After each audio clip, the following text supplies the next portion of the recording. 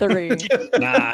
All right, guys. Welcome to the Red Rover Republic podcast. My name is Millie, and these are all of my fabulous co-hosts that we have today. We have Unrealness as usual, the older millennial, Mideast Peace, the opinionated girl, Intel guy, Nick Matau, and Logic and Liberty.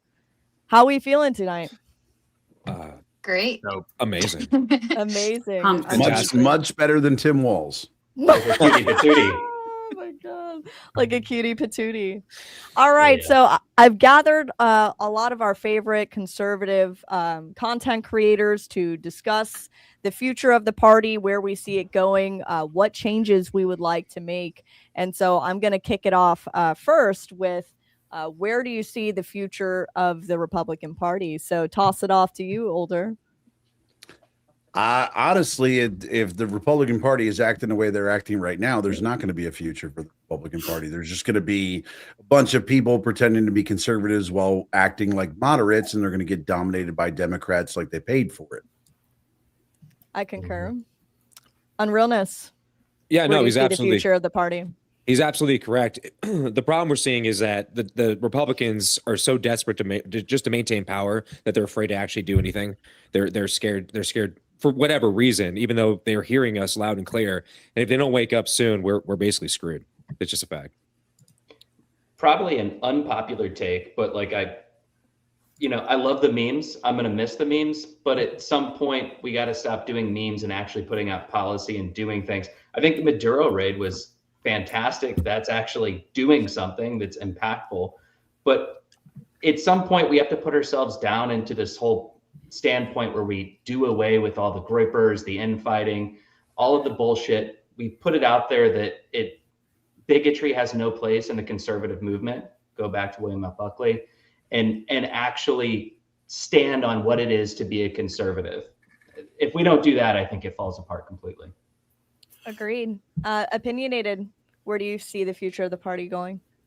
I agree with what's been said before. I mean, the fact that we have control of the House, the Senate, the presidency, the Supreme Court for the most part, and pretty much nothing has been done. You have Pam Bondi and her never-ending investigations that lead to nothing. I think people need action, and I think that a lot of it falls onto the hands also of the Republicans at home, because I say this with love, a lot of them are lazy. We don't organize, we don't show up, we don't fundraise the same way that the left does, and I think that we need a little bit of a kick in the ass to get somewhere. Intel guy, how about you? Yeah, like everybody else said, and I think OM laid out the foundation as far as where we would be if we don't do anything. I think people need to remember that prior to Trump, the Republican Party were gracious losers, and that was really annoying. And so I'm glad Trump came along to turn that around. And you can tell in his plan that he's still trying to drag all these people across the finish line for such things as the big beautiful bill and the Trump what are those called, the Trump accounts. The fact that some of his executive orders have actually passed into law recently. You start seeing that action now, and I'm just wondering if that was either by design or not. Hopefully, though, or not hopefully, but I feel like Trump is trying to lay this foundation where the economy's booming in 26. Some of the laws have already been codified, and everything's just better based off of 2025 and 2024 and beyond, and that should be enough. But it's ridiculous that it took Trump and his team to even get us there. To your guys' point, the fact that we still have a large minority in the Republican Party that is willing to go back to the way it was is dangerous, and they need to be removed, and I just don't know exactly what to do about it. Awesome. Nick, how do you feel? Where do you see the future of the Conservative Party? Yeah, I think everyone's given a great answer. I'm trying to be a little bit more optimistic in the sense that I think some things are a bit trendy. And I noticed in today's day and age, even in just the past 5 years, and I'm sure it's going to get more like this, that trendy things feel like they are going to last forever. And then all of a sudden you just wake up one day and you're like, hey, we're not really talking about that anymore. That person's podcast that we were calling a grifter last week is now at, in the bottom 50 and whatnot. And so, or not bottom 50, but like 50 rows down. And so, I think like, I hope that this kind of like grifting type people in the conservative movement will kind of phase out. That being said, I don't think that we should plan that way because that's not smart. Just like I hope they kind of go away. I think that people need to stand up for their morality and actually actively say it. Even if you think maybe some people aren't going to agree with you, you need to say, like, I don't really care if it's just this side or that side. I stand for my moralities and values, and let moralities and values and truth actually push forward, moving forward with the Conservative Party, and not just the fact that we have an R in our name or, we vote Republican. Absolutely agree. And I think a lot of the creators on this panel have done a great job, like rebutting the narratives that are going on in the conspiracy side of the conservative aisle and trying to bring just a little bit of common sense back to the Conservative Party to not have people fall into those measures. Logic, where do you see the future of the conservative movement? I think it's going to depend on how many people actually step up and get involved. I think we make a lethal mistake on the right by only paying attention and showing up for federal elections. I think we completely and utterly ignore our state politics. We ignore our state, like our school board, and then we wonder how these lunatics got in and took control of these institutions. It's because we go out, we vote federal, we vote for the president, and then we check out. I've always said the left is bonkers, the right is ineffective. And that's a big part of it, is we are not paying attention. We're not stepping up. We're not getting involved. We're not trying to find new candidates. We have, like, in Colorado, there's no candidates. All right. But we have so many people who are common sense, liberty first. And that's all you need to combat the people who are going completely radical left. And yet we're not doing it effectively. So I would like to see personally, just on like the civic engagement side, a huge step up. And that's going to play, I think, a big part in determining what is the fate of the Republican Party. If we continue to check out and let them take over, like, socialism is real, people, and it can happen. And if we don't step up and get involved in some way, we all play a different role. I don't know how much of a Republican Party there's going to be as far as combating what's going on the left. Well said. Absolutely. I'm going to touch base on where I think the future of the Conservative Party is moving. And I think it's going to be in a more sort of moderate angle. I think that's where the MAGA movement has kind of landed. The conservative movement is sort of closer to center. My problem and what I would like to see the future of the conservative movement do is have politicians and elect politicians with backbones. I'm tired of watching the conservative movement get constantly stepped on, watching politicians never stand up to anything, and be, in my opinion, just a little bit more cutthroat in the game of politics. I would love to see the conservative movement actually start paying attention to special elections. Go call your local office and see what are the upcoming elections. And I agree with Logic about, be proactive in your school board. I mean, even if you don't have kids, be proactive. Don't let the youth of our generation fall to socialism, fall to crazy leftist ideology.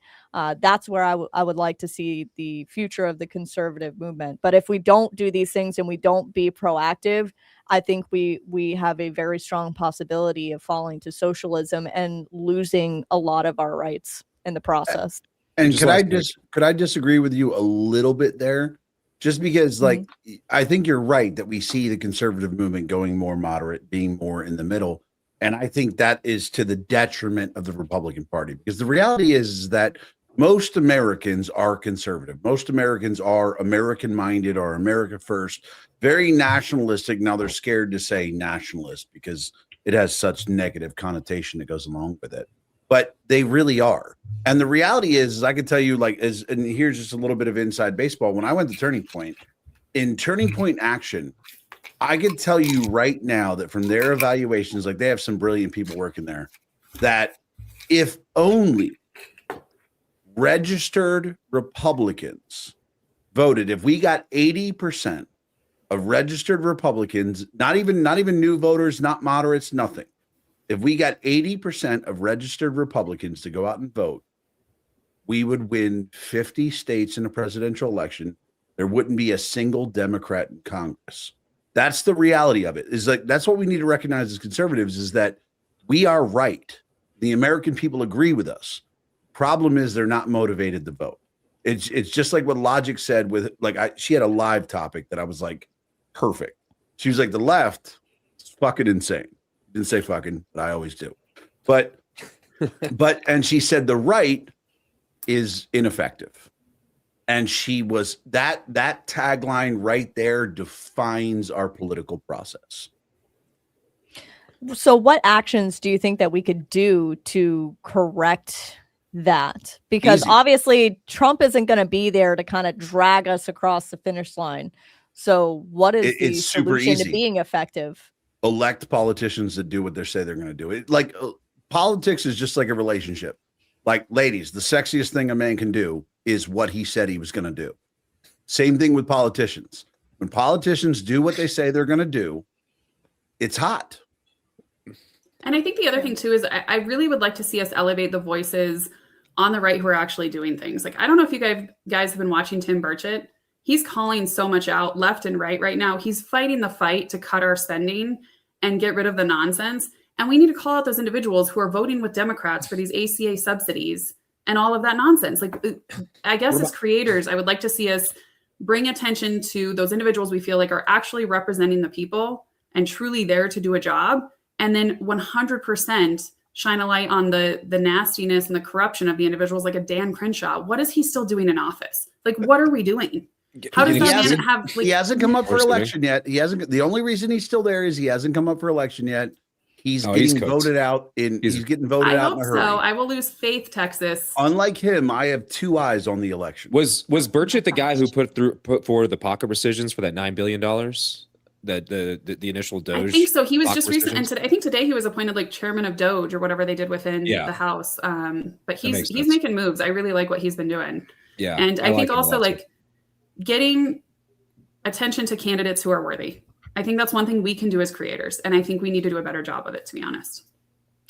So I guess my next question would be, what do you think is dividing the Republican or the conservative party right now? I'll start with Older. So what's dividing the Republican Party is conservatism versus republicanism. Right now, like, people think loyalty to the Republican Party is what's important. And the problem is that people need to recognize that the Republican and the Democrat parties, they're just 501c4s. They're just like Turning Point Action. They're just like so many other organizations. They're not actually part of our political party, part of our political process. You don't need to have loyalty to them. What you need to do is have loyalty to the actual values, the conservatism, the constitutionalism.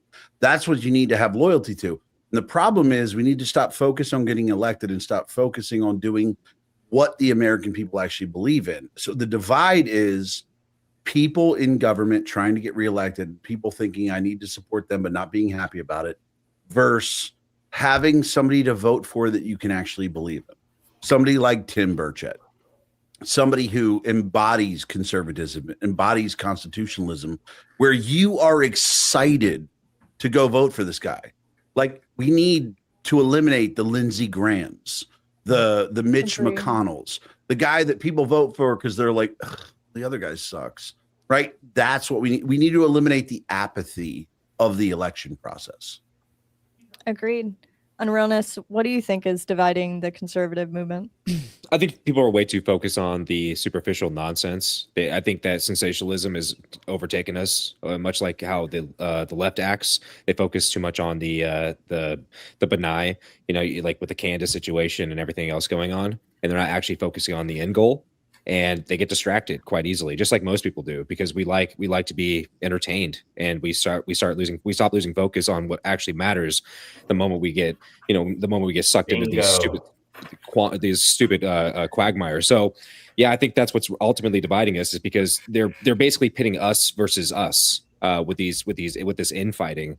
And I think we need to stop looking at these obvious paid for influencers that are I can't allegedly, right? I can't really prove anything, but it seems quite obvious when you look at people like Candace Owens, you look at people like the Hodge twins. It seems quite obvious to me that there's something else going on there. It is breaking our focus and what we need to be doing, and that is showing up to vote. Just like Logic was saying earlier, people are too focused on getting the federal elections and not so much on their own elections that are close to home. So we got to stop focusing in on these influencers and actually keep our eye on the prize.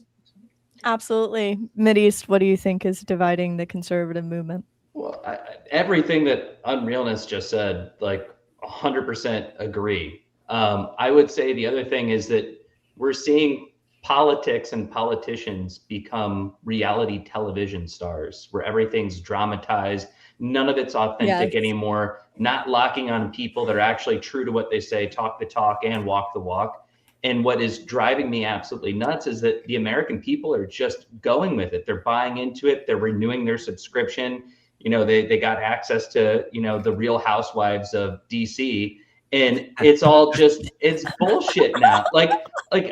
I'm sorry, but if you're having to stage everything like we're seeing on the left, over dramatize things to get voters to go and vote for you, right? And you're worried about your next election instead of what's in front of you right now on your desk that you can actually pass or move for to get something done. It's the same thing on the conservative side, except for it's flipped. It's who can say the most hyperbolic shit and put something out there like, let me be a Thomas Massey or an MTG and say that I'm going to release all the names of the people in the Epstein files, and then not freaking do it. Just choke when it's time to do something. Like, you're full of shit. You're not standing on what you're saying. You're just saying the most hyperbolic thing you can possibly say to get people to come vote for you. And that's the kind of stuff that we need to call out as creators, and that other people, other Americans need to just say, enough is enough, do something or resign. Like, that's and could I just say, Mideast, like you'd point out the politicians are being more like content creators, and content creators are being more honest like politicians should be.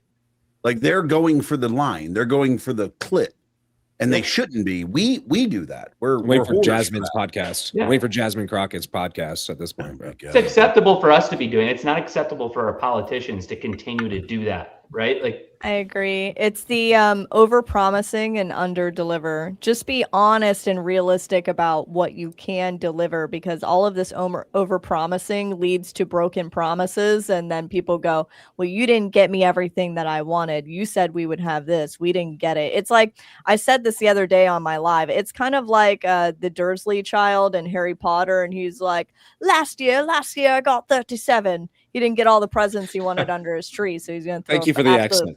absolute fit. But I think that's also a problem. Nick, what do you think is dividing the conservative movement? Probably the Jews. No, I'm just kidding. Stop it! Stop it! It's Israel, obviously. Yeah.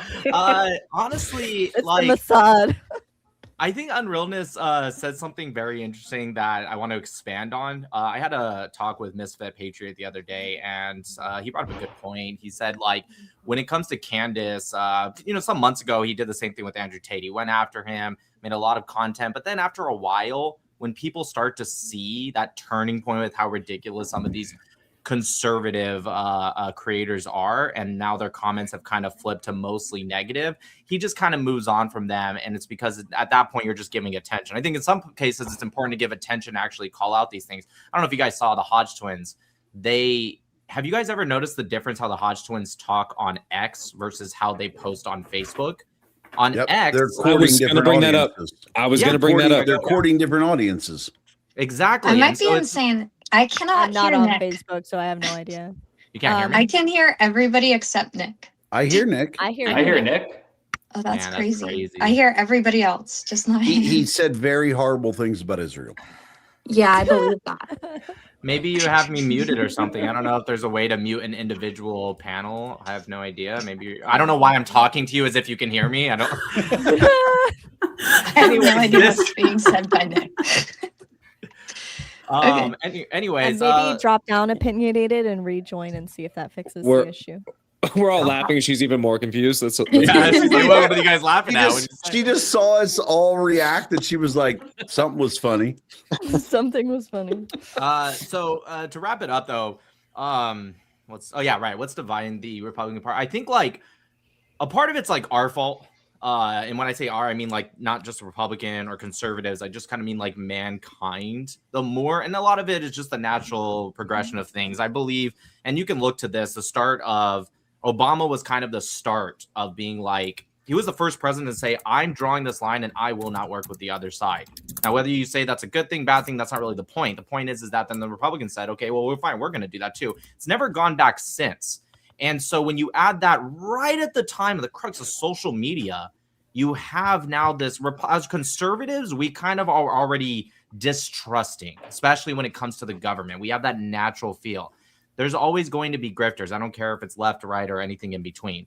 And so people, they play on that. It just works sometimes more with the conservatives because we're naturally distrusting. So when you have someone saying, I don't know, but I know, and like JFK this and the Jews this and Israel and Qatar and Tucker, and you have all this, people are going to eat that up.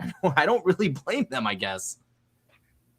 I don't have concrete evidence, but no, I'm just kidding. All right. But I know. I was told. I don't know. I didn't read that in the indictment. No, I'm just kidding. Okay, go They ahead. parentheses. Wait, That's my Opinionated, can favorite. you hear me now? Yes, Yeah, I can. Okay, I feel perfect. I feel for you, Opinionated. All right. Go ahead, Opinionated. What do you think is dividing the conservative movement? I think some of the niceness that we've talked about before, I feel like for a long time, I mean, people remember 2016 to like 2020, I would say it was at its peak that I've been alive, where the left was out there just doing horrific things to people, literally destroying lives over nothing. And because the right didn't have a backbone, we watched this happen to people, and the people that should have been defending us, standing up for us, fighting for us, didn't do that. And then that left an entire generation, I feel, feeling very disenfranchised from politics as a whole because the people who promised to protect us didn't live up to those expectations. It's why I honestly feel very bad for a lot of the grapers, where I feel like it's like lost kids almost, where they've become so full of hate from the things that have happened to them or people that they see, and they see like all these people who have been canceled and never got to come back to anything because of a tweet from 10 years ago. So I think that we need to have a strong line of, this is what we believe in. We want you in our movement, but you have to uphold these standards. But also, we're not going to let the left walk over you in the same way that happened before. Like, you have a voice here and you can speak up, and we are here for you, and we're going to fight back. We're not just going to let the left dog walk us time and time again. Millie, you're muted. Sorry, I did mute myself. My mistake. Sorry. Intel Guy, what do you think is dividing the conservative movement? Also, a very based, opinionated girl. I agree with that. Go ahead. First of all, I agree with everybody else, and I would go on too long of a rant on how much Candace Owens is evil and Tucker Carlson is a grifter and is not really grounded in the conservative movement at all. But I think people need to be reminded of what the conservative movement actually means. And that's not talked about enough. And then even if it is mentioned, it's not, you have to actually do a deep dive. You actually have to have enough patience to do a deep dive into what each statement means. So like individual liberty, limited government, strong national defense, social values. Like those are great taglines or, quick ways to say it, but each one is a long discussion. And nobody really knows. So when they hear national defense, you get these hawks coming in like the Lindsey Graham types. They're like, oh, that means we need to invade every country and be there forever. Where in reality, it's more of the Trump approach, right? Where it's like, I'm just going to hit you with a missile and then tell you, never, don't make me come back, right? That's what strong national defense is, right? But then they conflate what it is, and then so you get people afraid. Of promoting strong national defense, and you get all these isolationists that don't understand what the hell they're talking about. And so again, it gets them around to this ignorance that largely exists, and then then grifters get to spread that or take advantage of that ignorance and create all this propaganda, and then we have our ridiculous conservative Republican Party civil war that shouldn't even exist. So yeah, it's really about educating them on what the conservative movement, what it really means, because I don't think anybody really knows. I have to say that the conservative civil war should exist, because we do not need to be the big tent party. We need to be the conservative values party. And if they understood those values, then they could decide if they want to be in it or not, right? Like, but they don't. They don't even know. So. You're 100% right. The crazy thing is we already have these values, though. It's like, it's not like it's changed. It's just the people and what's become popular on social media has changed. It's not like our values have changed. That's the problem, though. If you change with the wind, if you change with what the people say, you never really believe that in the first place. And that's the problem. I think a lot of our politicians are like, well, this is what the people want. It's like, how about you express your own values, you piece? I'm right. You're muted. Amelia, you're muted. I'm sorry, I keep muting myself. It's always telling people exactly what they want to hear instead of what they actually believe in and what they actually intend to vote with. Logic, go ahead and tell us what you think is dividing the conservative movement. I mean, you guys covered a lot, and it's probably going to sound like I'm beating up on the right tonight. But it's, it's accountability, guys. You'll be okay. So what I'll say is, I think a lot of times on the right, we tend to put ego above mission. And what the Democrats in Colorado have done very well is they realize they may disagree on certain policy points, but they know that they're better off with a Democrat in office than a Republican. If we could absorb that mindset, we could actually have wins, but we cannibalize each other over the most ridiculous things when we look at the big picture. All right. The primary, like, let's work together. Let's not cannibalize. Let's not kick each other out of races. Let's not primary candidates who are doing good things in the House because you hate one stance they have. Like, what are we actually doing in that regard? Now, I'm not saying we don't primary out the Dan Crenshaws, the Lindsey Grahams, right? Those are very clear establishment.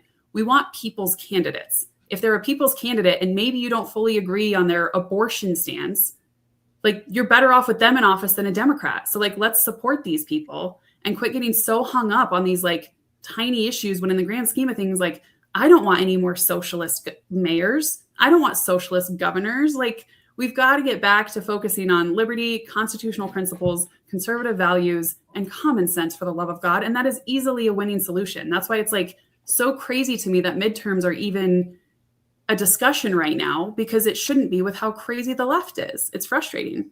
And just to go off what Logic said real quick, what people forget all the time is that they'll see a Senate representative say something they disagree with. And what they'll forget is that they live in Virginia, and that senator is from Colorado, or they'll be in Alabama, and that senator's in Colorado. And they what they fail to recognize, because that senator from Colorado will take a moderate approach, and they'll be like, well, that's not what I want. I want a hardcore conservative. And they'll forget that that senator is not there to represent them. They are there to represent the people of Colorado. Like, people forget, like, people want to nail Nancy Pelosi and be like, she did all this liberal shit. She was from San Francisco. She represented the people of San Francisco. Now, I'm not saying Nancy Pelosi did good things, but the reality is, if you live in Arkansas and you hear Nancy Pelosi speak, yeah, she doesn't fucking represent you, because she doesn't represent you. So what we need to understand is that hold your local. Like, if my senator says shit I don't agree with, shit on him. Shit directly in their mouth.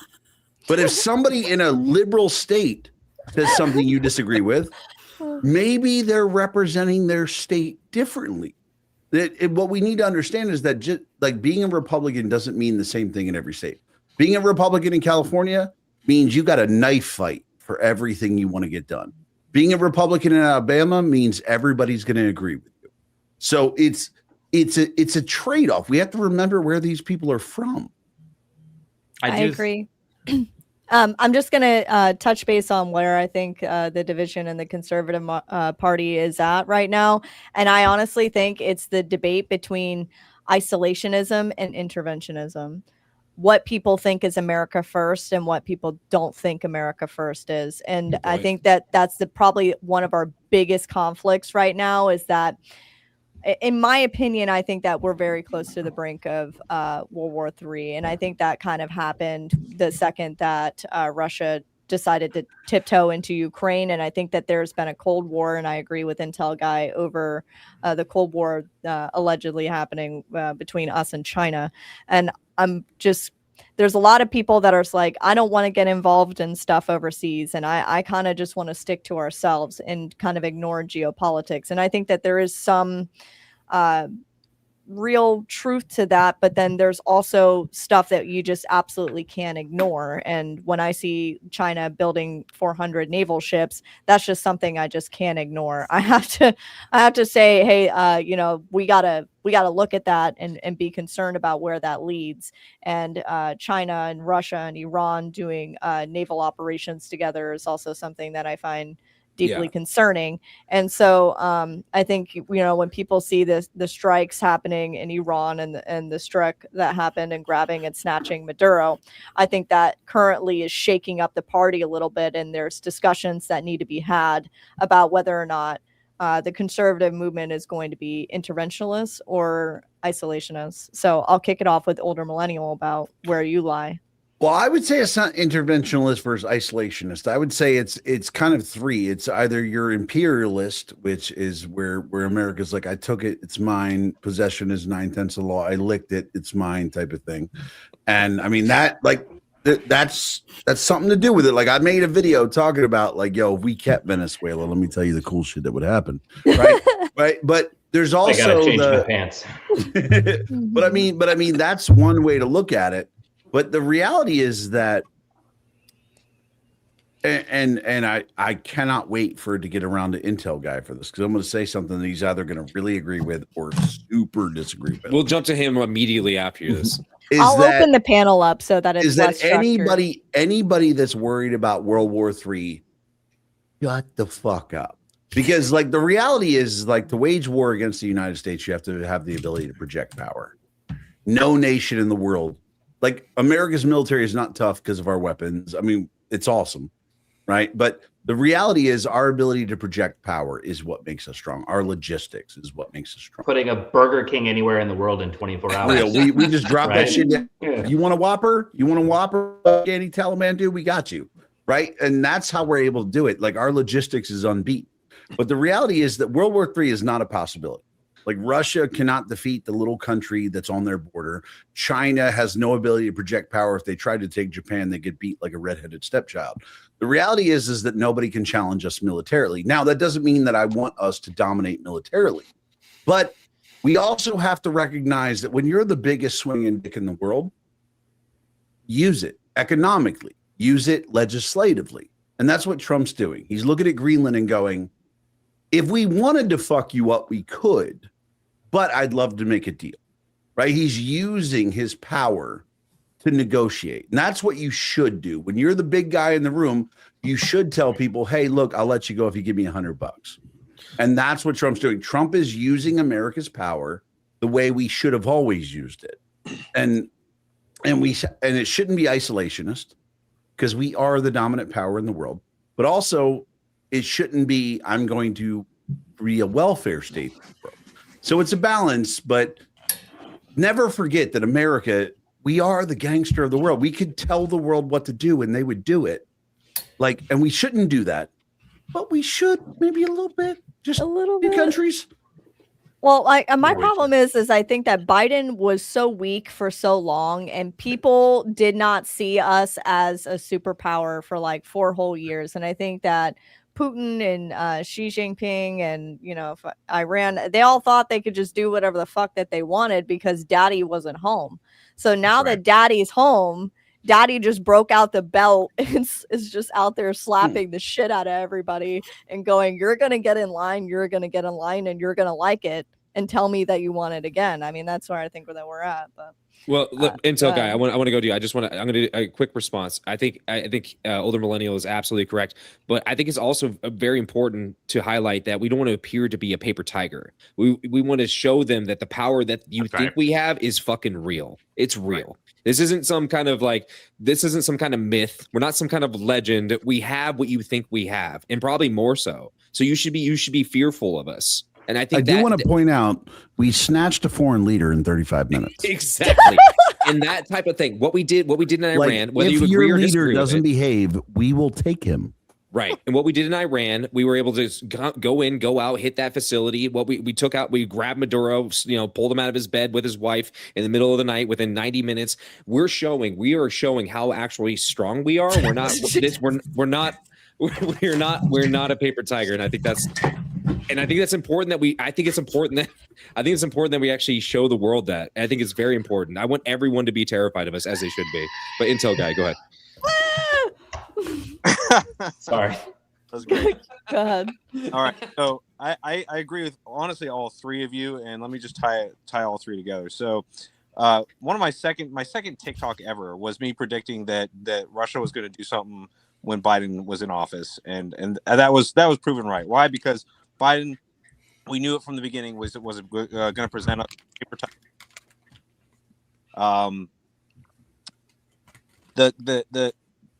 The U.S. government's job is to plan for every single contingency, no matter how small it is, and so and for every worst case scenario, no matter how small. This is why we have so many nuclear weapons, right?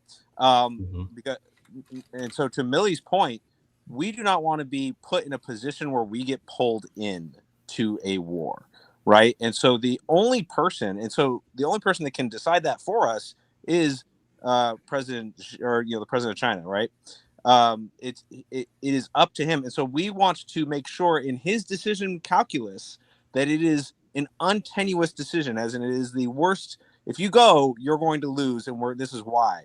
And so, Trump has done this, or I think Trump is starting to do this by increasing, as much as I don't agree with the increase, increasing the budget to 1.5 trillion, is showing our capabilities through not just through our ability to launch a B-2 bomber from Montana and have it hit you anywhere in the world, the ability to snatch a leader so fast that you didn't even see or hear us coming till it was too late, and we used technology that completely decimated your people.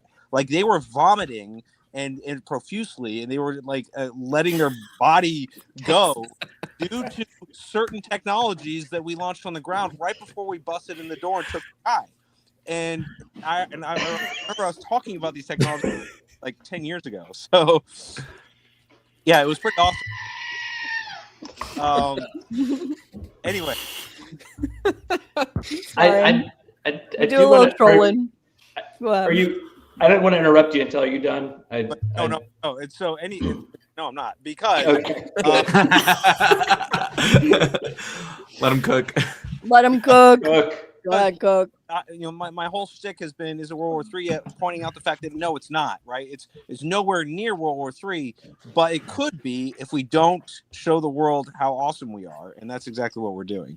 And so, because of Trump and because of everything that's happening, Golden Dome and everything else, we are so far away from World War III currently. That doesn't mean that China they're still going to do the things they need to do, because they still have to give their leader the ability to make the decision. But that's our goal, is to make sure that, hey man, we know you've prepped for this for years, but if you go, you recognize you're going to get wrecked in the first 24 hours. So I just want to point out that Intel guy completely agreed with me. Just saying. I think That's not what I heard. I would like just to throw this in there, and I think you take this with a grain of salt, but ideological subversion is something that I talk about. The process with the KGB developed to take out the United States without ever having to fire a single bullet, to take us out from within. And that ties back into what Millie was pointing out beforehand, is that if we can't identify the differences between conservatives and Democrats, liberals, progressives, whatever they're wanting to call themselves these days, the whole standpoint is that this is a process that's been enacted for quite some time, that's been regurgitated by other regimes. I'm looking at the Muslim Brotherhood, Qatar. I'm looking at those other countries who I think have repurposed it and used it within the United States. And we've seen it. I mean, go back to the elders of the Protocols of Zion and what Russia did with their disinformation campaign and Operation SIG. And you can tie that back and how it can be implemented in the United States. And Muslim Brotherhood, they, by all intents and purposes, 100-year plan. China, if you look at China and their strategy, they play the long game. These are things that I'm worried about. But at the same time, piggybacking off what you said, that this could push us into a World War III scenario where we're left with no choice, and you have an American public that's at war with each other or turning on one another, and so divisive that it becomes opportunistic for these countries to do something. And that's something that I'd like to see taken care of. But at the same time, I think one of the biggest things that you see going out there is 1.5 trillion, like Intel guy pointed out, to defense spending. All of these things that are building all of this up, and going back to those battleships that Millie pointed out, I want to know what the displacements of those ships are going to be. I'm just genuinely curious. Are we getting more fishing boats or submarines? The submarines. I want to know like what all these things are, but at the same time, these are the kinds of things that I worry about that could draw us into something if America isn't constantly on the ready, constantly sharpening the tip of that spear and actually doing like we did with Maduro, like we did in Iran. I want to keep our enemies on their toes. I think something that like most folks on the right, and I would say all Americans, right? We have a hesitation from Iraq and Afghanistan. We just do. Like everyone assumes that any action we take now on any type of foreign policy standpoint or any intervention or any military action is going to draw us into a 20-year war. And I understand that hesitation. I had it for a long time. I did. And I think it's much easier to say like, nope, never again. We're just not going to do anything. We're going to be isolationists. The fact of the matter is, though, we can't be. I don't think it's realistic with how intertwined our economies are, with how big China has grown. Like, we can't just sit here and hope no one does anything bad, right? I just don't have enough faith that China's just in Latin America for economic reasons, right? It's not going to stop there. So I think we have to get very real with what the threats are. Now, am I saying we should go take over everyone? No, because I also don't think we have the money for that. So I think we need to be I know boys, settle down. I'm trying to be a little practical here. I'm pulling in the household budget a little bit, all right? Okay. So like we need to be realistic too and strategic. I know, we can go boom booms. Somebody say oil. But all the countries though. No, there's so many. You have to be strategic. From. Like, but if people actually sat down and looked at Greenland, once you start to assess it, it makes a whole lot of sense with the shipping lanes that are opening up there. Like, it's a huge strategic point. Trump was the first one to really bring attention to that. And so there are things that are happening that are for the benefit of the United States. I think we just have to kind of like remove the cloud of PTSD of the war in the Middle East. We need to assess each situation in its own situation, right? And not apply, like people trying to compare Venezuela with Iraq and Afghanistan. Like, I'm sorry, it's not a comparison. Stop doing that. So there's a lot of nuance with foreign policy. People attempt to use some critical thinking skills and not the people on the panel. You guys are all very intelligent, brilliant people. I'm talking to the public at large. That last part you said there about, that it's not the same. The Middle East, Venezuela, not the same. I also wish that Americans would realize that just because we were in a 20-year war, right?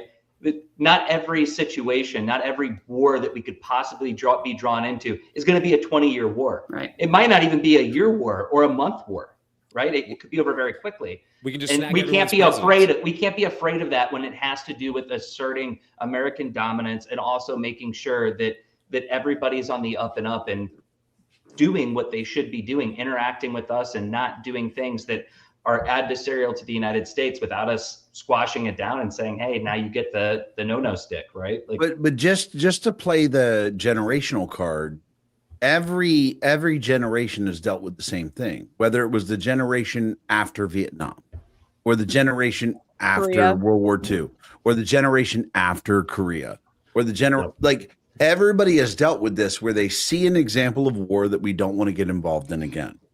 And they say, okay, and then they judge every conflict after that. And the reality is, like, this is what I love so much about the Venezuela thing, is people were like especially people like Chris Valenti, were like, this is going to be a war, it's going to be a struggle, it's going to be a fight. And we were like, yo, we our entire operation in Venezuela took 2 minutes less than Avatar Fire and Ash. But if you went to see Avatar Fire and Ash, just the movie, not the previews, crazy standard of time. Not the crazy shit. No, like forget the previews, forget everything. If you just watch the movie, you didn't even stay for the after credit scene. It's 3 hours and 17 minutes. We went to Venezuela in 3 hours and 15 minutes and snatched a motherfucker and his wife. Right? And look, I gotta give him credit. He was wearing some Nike fucking combat. It was good shit. But we snatched his ass in 2 minutes less than a movie. So Did you know that it was also shorter than Will's coming out scene as gay on Stranger Things? Stop! Oh my gosh. Brother, I'll tell you what. That monologue was also longer. But it's definitely going to be longer than Harry's coming out scene. So it's fine. Why was the dialogue, I don't like girls, or I don't, what was it?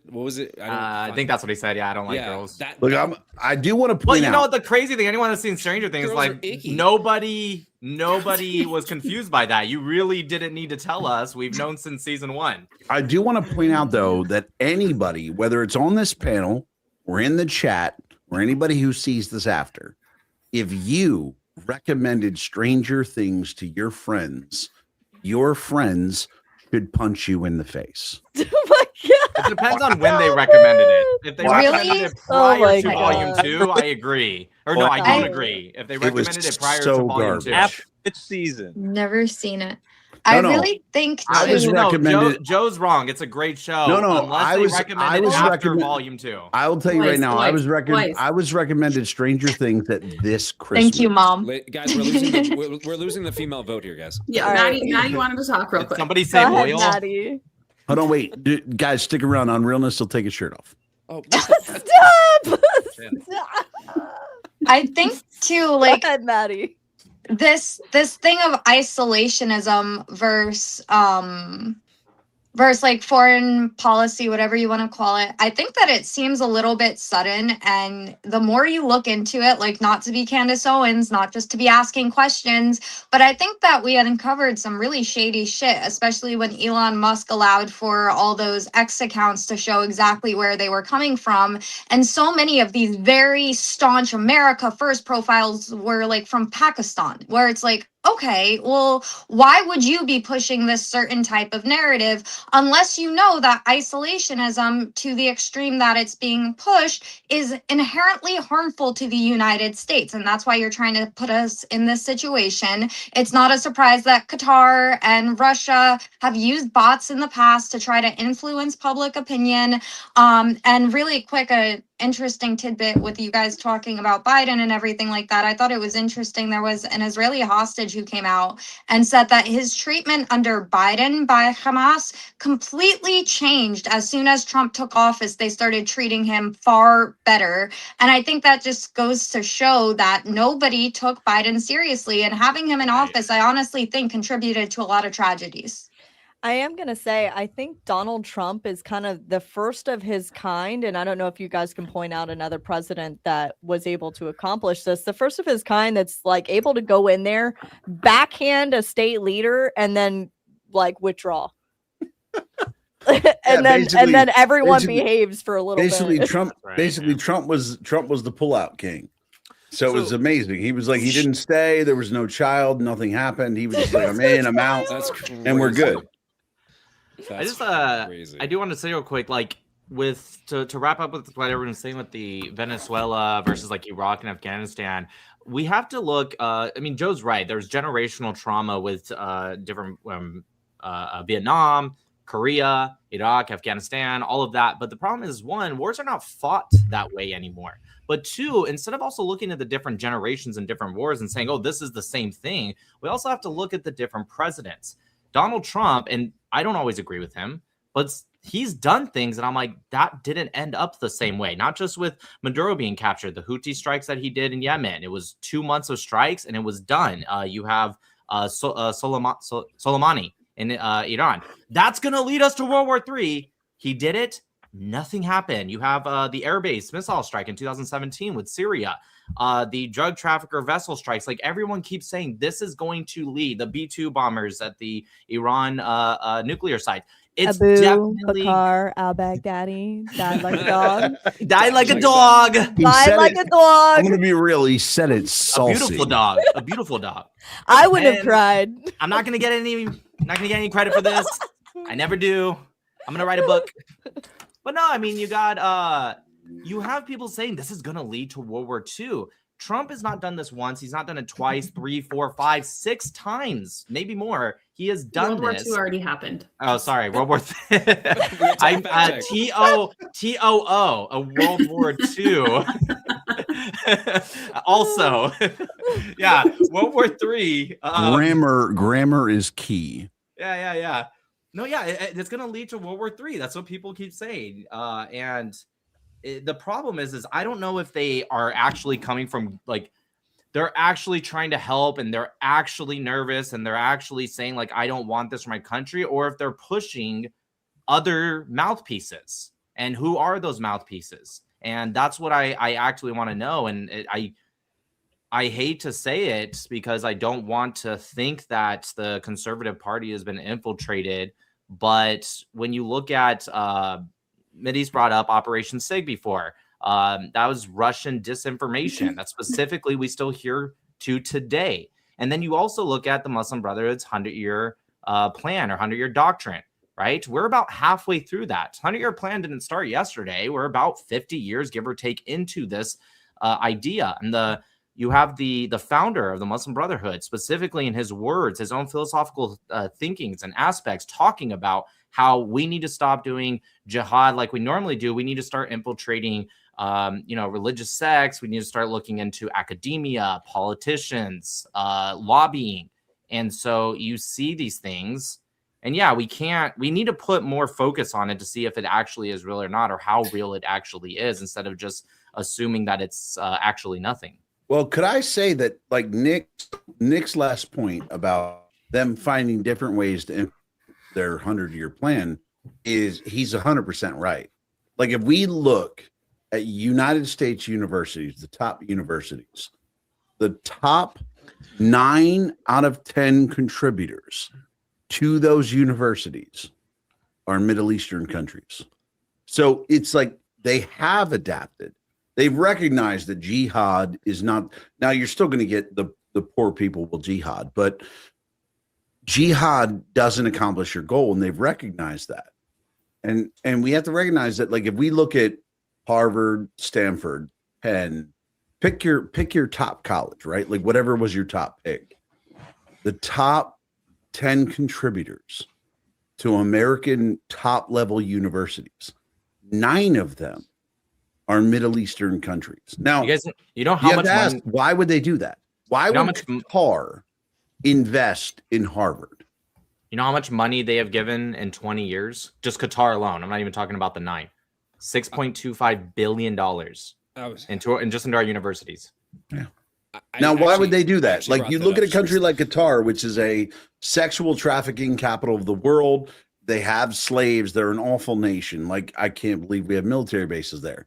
But the reality is that they have discovered new ways to integrate into public universities, to integrate into our colleges, because as adults, we're too stupid to believe in a religion founded by a pedophile. So they got to go at the kids. Well, you're absolutely correct, but yeah, the jihad never stopped, right? You're absolutely correct. It's about converting and then ultimately outbreeding everyone else. It's both those things. So and they be fucking like champs. Yeah, absolutely. So they're breeding and they're converting. Why does everyone have a fucking goat? What is am I not part of the goat club? I have to ask what the is panel. going on? I have to ask the panel. What the fuck is the goat thing? Like, here's the thing. I want to be clear. I spent many, many years in the Middle East. If I asked a local Middle Eastern guy what the goat thing was, he would tell me something completely different. Oh my god! Mid-East purpose of the goat is different. They're killing us. They're killing us. See, if you turn it backwards, you get the pro-pallies to come and debate you more. No, they get attracted to it. And then if you turn it backwards, we'll get all the Muslims on a Friday night. So, exactly, that's my point. All right, let's let unrealness speak, you guys. Let me finish what I was saying. Order. They're killing us culturally. They're indoctrinating our youth, and they're outbreeding us. Okay, it's on multiple fronts. They don't have to kill any of us, guys. They don't have to come after any of us. All they have to do is go after our children, or go after our youth, and indoctrinate them and outbreed us. That's it. And we slowly start to fade away out of existence. That is the main goal. They can kill us without raising a gun or raising a sword. That's the objective. Ideological subversion repurposed. You just said it right there. I just wanted to show you guys. I went with the definition and not just the word. Okay, Mideast, thanks. I wanted to show you guys kind of like an example of like conservatives that I think a lot of us at some point had listened to, but somehow it's the ideological subversion that I think is going on here. What is this? Stop, Armin. So the Islamic regime right now is literally broadcasting Tucker Carlson interviews in Persian on their 24-hour news channel. The country is in a state of chaos, and yet for some reason, the Islamic regime is choosing to play Tucker Carlson interviews because this is like, it's Islamist propaganda. I'm just filming this right now because if I didn't do this, no one would believe. This is literally what's going on in occupied Iran right now. And this is why I think that we have influencers on the conservative side of the aisle that are, in my opinion, bought and paid for by certain organizations to try to steer people away from American conservatism. I literally watched Tucker Carlson go up on stage and say that he was disgusted by the quote Islamophobia that's going on with the conservative movement. How do you guys feel about that? I saw it live. It was in As front. if He was in God front not- of me when he said it. I bet Sorry. 11 is a conspiracy theory, as in if it never happened. Yeah. We know it is. We know that they are. And this is not to be messy. I'm not about that stuff. But I mean, there are a whole host of conservative influencers who were flown off to Qatar to go watch the F1 race. This is just a fact. And I think that's really interesting that Qatar would randomly decide to spend their money on that, especially when you put it next to the fact the amount of money that they're spending on these woke radical left universities. Why would they pump so much money into the left and pump so much money into the radical right at the same time, unless they wanted it to clash heads, because they know the only way they'll bring us down is from the inside. So they're playing both sides, and we're the ones who are going to come out on the losing end. Agreed. Older millennial, you probably weren't here. I just played the video of Tucker Carlson out on the. Oh no, I made a video about it. you I saw know that that? video. What are your thoughts on that? Well, I mean, let's be real. Like, the Iranian state TV gets to decide what they're going to play to their people. They're going to decide what's going to make them feel like the people are on their side. So if you get played, that doesn't say good things about you. And let's be real, just to be clear about Tucker Carlson's empire, his media company was founded with an $84 million loan from an Iranian, which he did pay back, or at least it's logged as paid back. But since then, he's visited Qatar, a human trafficking capital of the world, and also currently has modern day slavery. And he's talked about buying a house there. And he legitimately, I cannot find a single video over the last 18 months of him criticizing anything about Islam, radical Islam, Islamic extremism. It's completely switched. So I'm not going to say he's an asset of, I will say he's an asset of the Middle East. But the reality is that money buys loyalty when it comes to the media. And so far, we know that Tucker Carlson has accepted $142 million from the Middle East.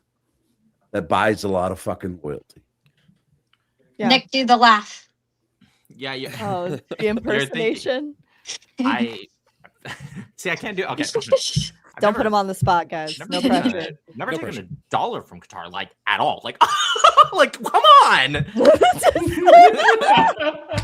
Well, I love it. I'm on record on many of my lives disparaging Islam, so you can't say I was been paid for by Qatar or any Islamic country. I have a vast record of me criticizing Islam.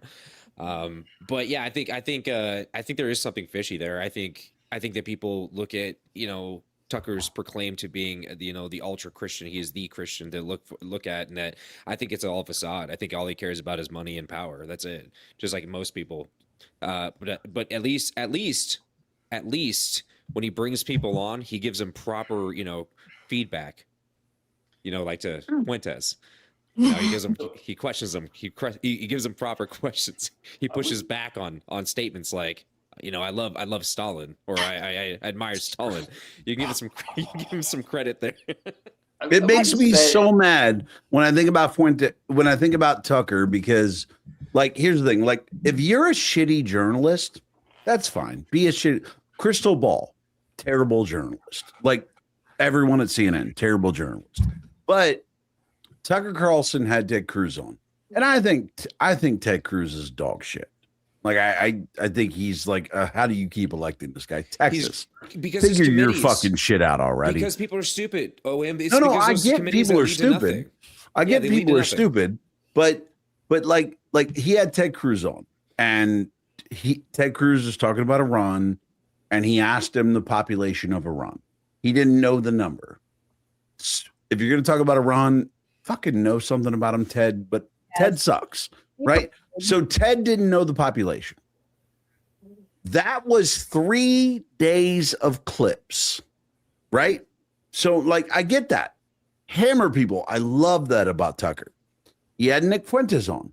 Nick Fuentes told him to his face, I think Hitler and Stalin are awesome. Zero Pushback. question. I'm going to tell you right now, there are 8 of us here.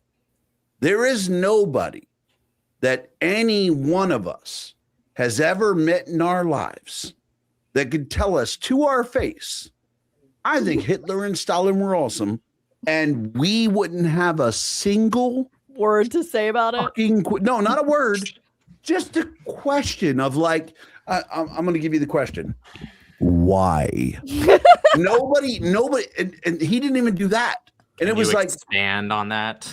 no, Elaborate. yeah, like there were better questions asked of aliens when they landed than Tucker asked of Nick Fuentes. Like he had nothing for him. Well, And it's like I don't mind him platforming Nick because I think I'm one of those people that believes the best disinfectant is sunlight, is make them answer questions.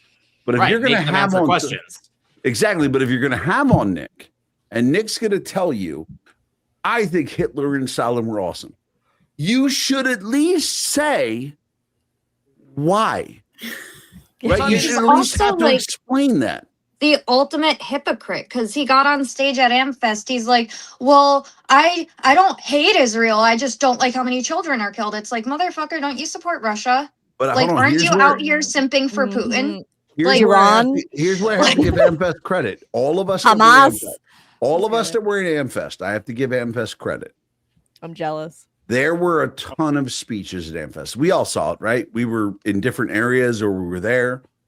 There was no speech at AmFest that was as silent at the pauses that were supposed to be applause as Tucker's. Tucker said something, and he right? paused for applause. Silence. And this is Damn. what I brought up to my audience. I said I'm actually glad that Tucker was there, and I was actually surprised because I thought this one was gonna be even worse than SAS when we were there. What was that? June, July, whatever. Mhm. I was a little worried about it, but the one good thing is when you look on social media, especially X, if you were to only look at the comment section, what people were posting on X, you would think you would know what happened at AmFest. But being at AmFest, it was the opposite. And you had Ben Shapiro calling out, a lot of people. He dropped Megyn bombs. Kelly. Megyn Kelly, Bannon, Carlson, and Candace. But one thing I want to hyper focus on with Ben Shapiro's speech is, and he nailed it. Nobody in the conservative movement is afraid of just asking questions in the sense of asking questions. What it is, and Ben Shapiro, I'll just steal what he said because he said it perfectly. It's when you ask questions, not intending to, at least in a genuine way, find answers. And so when Tucker gets up and he tries to, refute Ben Shapiro, it actually worked out really well because he didn't actually answer anything Ben Shapiro said. All 4 of the people Ben Shapiro called out, all of them were like, he's just trying to cancel us. Ben Shapiro has not only never called for their cancellation, he's actually called for the opposite. Even Nick Fuentes, who has literally threatened Shapiro's life, even he was one of the people that said he should be reinstated on X. Ben Shapiro is a guy who literally never deletes any of his old tweets, even if it's something he doesn't even agree with anymore. And he doesn't block people. And this is true. And so if you're going to answer him, then answer him. Don't bring up stuff he didn't say. And with just asking questions, Tucker said, I'm trying to remember exactly, but he said something like, I thought that's what we do. We ask questions in the conservative movement. Yeah, but you're not trying to find answers. And that's the problem. What you're doing is now Tucker, he's smarter than people like Candace. Candace will just be saying stuff. And now even some people that used to support her, like Evan Kilgore and Morgan Ariel, they're leaving her. But you know what? Tucker does is he just brings on someone who says the Holocaust wasn't really this, calls him the most honest reporter, even though he literally has been sued, I'm pretty sure, and he's lost. He'll bring on Nick Fuentes saying Stalin is cool, and he just goes, well, yeah, we'll get back to that, I guess. That's the problem. You're not asking questions to find answers. You're asking questions so you can push something you're too afraid to say yourself. But here's the thing, and this is what I want to say earlier. You kind of just went off from where I specifically wanted to go with it, and I couldn't agree with you more. But here's the thing. We have to make it so that there are stupid questions. And we have to remind people that some questions are just dumb questions. The answers are very easily discoverable. You asking them isn't some like new or fresh perspective. It's just you trying to be hyperbolic so you can get more views and get attention to yourself. That's all it is. And what is so frustrating right now is, for whatever reason, we're propping these people up and we're letting them exist within the movement, and that needs to be done away. Like, I'm sorry, like, cancel culture, I can't get behind it. I don't want to see anybody canceled. I agree. But at some point, you just have to sit there and make fun of those people and ridicule them so they feel uncomfortable asking something so ungodly stupid that they think twice about it next time. So they're not comfortable being around these people. Millennial, I just want to say just one thing Sorry. real quick. I promise to let you go. Also, I want to remind everyone, cancel culture was not just literally canceling. If something is against ideology and morality, not just a difference of opinion, we have generally said we're going to choose who we do and do not prop up. That's not cancel culture. Cancel culture was like, oh, did this one guy say something on his Twitter 10 years ago? We should cancel them today. That's what cancel culture was. It wasn't us saying, hey, maybe we shouldn't say Stalin was a good guy and Hitler's a good guy. Maybe that's what it is. All right, go ahead, Millennial. Well, No, well, you're 100% or right. You're 100% right. I mean, that's the reality is like, and here's the thing with cancel culture, like it only applies to people who accept that they've done something wrong. And that's where people need to stop messing around is like, because we talked about having stupid debates. And the reality is like a good example is what recently happened with the ICE agent in Minnesota. Now I'm willing to debate whether what ICE is doing is too heavy-handed. I'm willing to debate whether or not people should record them more, all those things. But what I'm not willing to debate is whether or not you get to shoot the motherfucker in the face when you're getting run over. Right? Like, I'm not going to debate that. Like, we're not going to debate whether or not she tried to run him over. We have his body cam where he got run over. I'll debate You it. get shot in the face for that. That's the way it works. Like, here's the thing. It's not his fault that you got to have a closed casket. It's your fault. Like, that's the way, like, accountability culture. we is have where to we're at. stop debating basic facts. Like 10 years ago, had somebody tried to run over a federal agent, she got shot. We would have went, well, she shouldn't have ran over a federal agent. What was she But doing? here we It are wouldn't have even been a today. story. But no, it wouldn't have been. It would have been somebody tried to murder a federal agent, got shot in the face. But here we are today, where we're like, well, her back, who gives a shit what her back? She could have been, if Mother Teresa floors the fucking gas pedal, shoot that bitch in the face. I definitely want to touch base on the ICE shooting for sure. I just wanted to, before we jump onto that topic, say that all that which we had talked about with the conservative influencers that I think that we all used to look up to, Megyn Kelly at one point, Tucker Carlson at one point before they went down this weird avenue.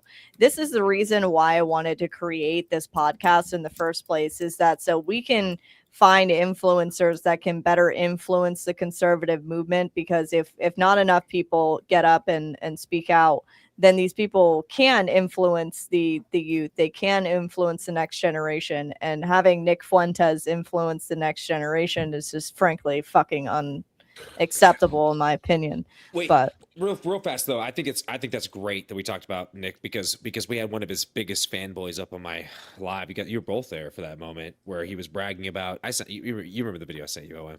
Hale, talking about Hale. I've Yeah. now watched it 7 times. Oh my god. You know, it's really. We were all correct, by the way. That it was his initial claim that he claimed that he had gotten into a gunfight with police officers, which was hilarious. Yeah.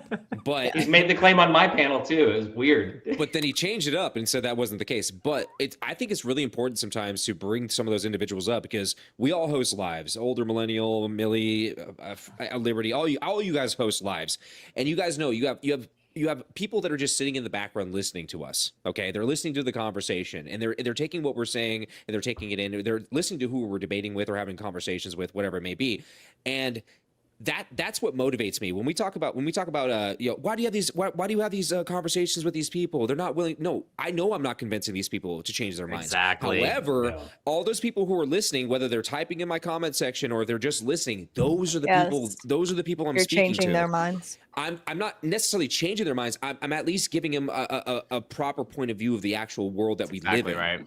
And I think it's very important that we continue to have these conversations and we continue to dismantle these type of ideologies.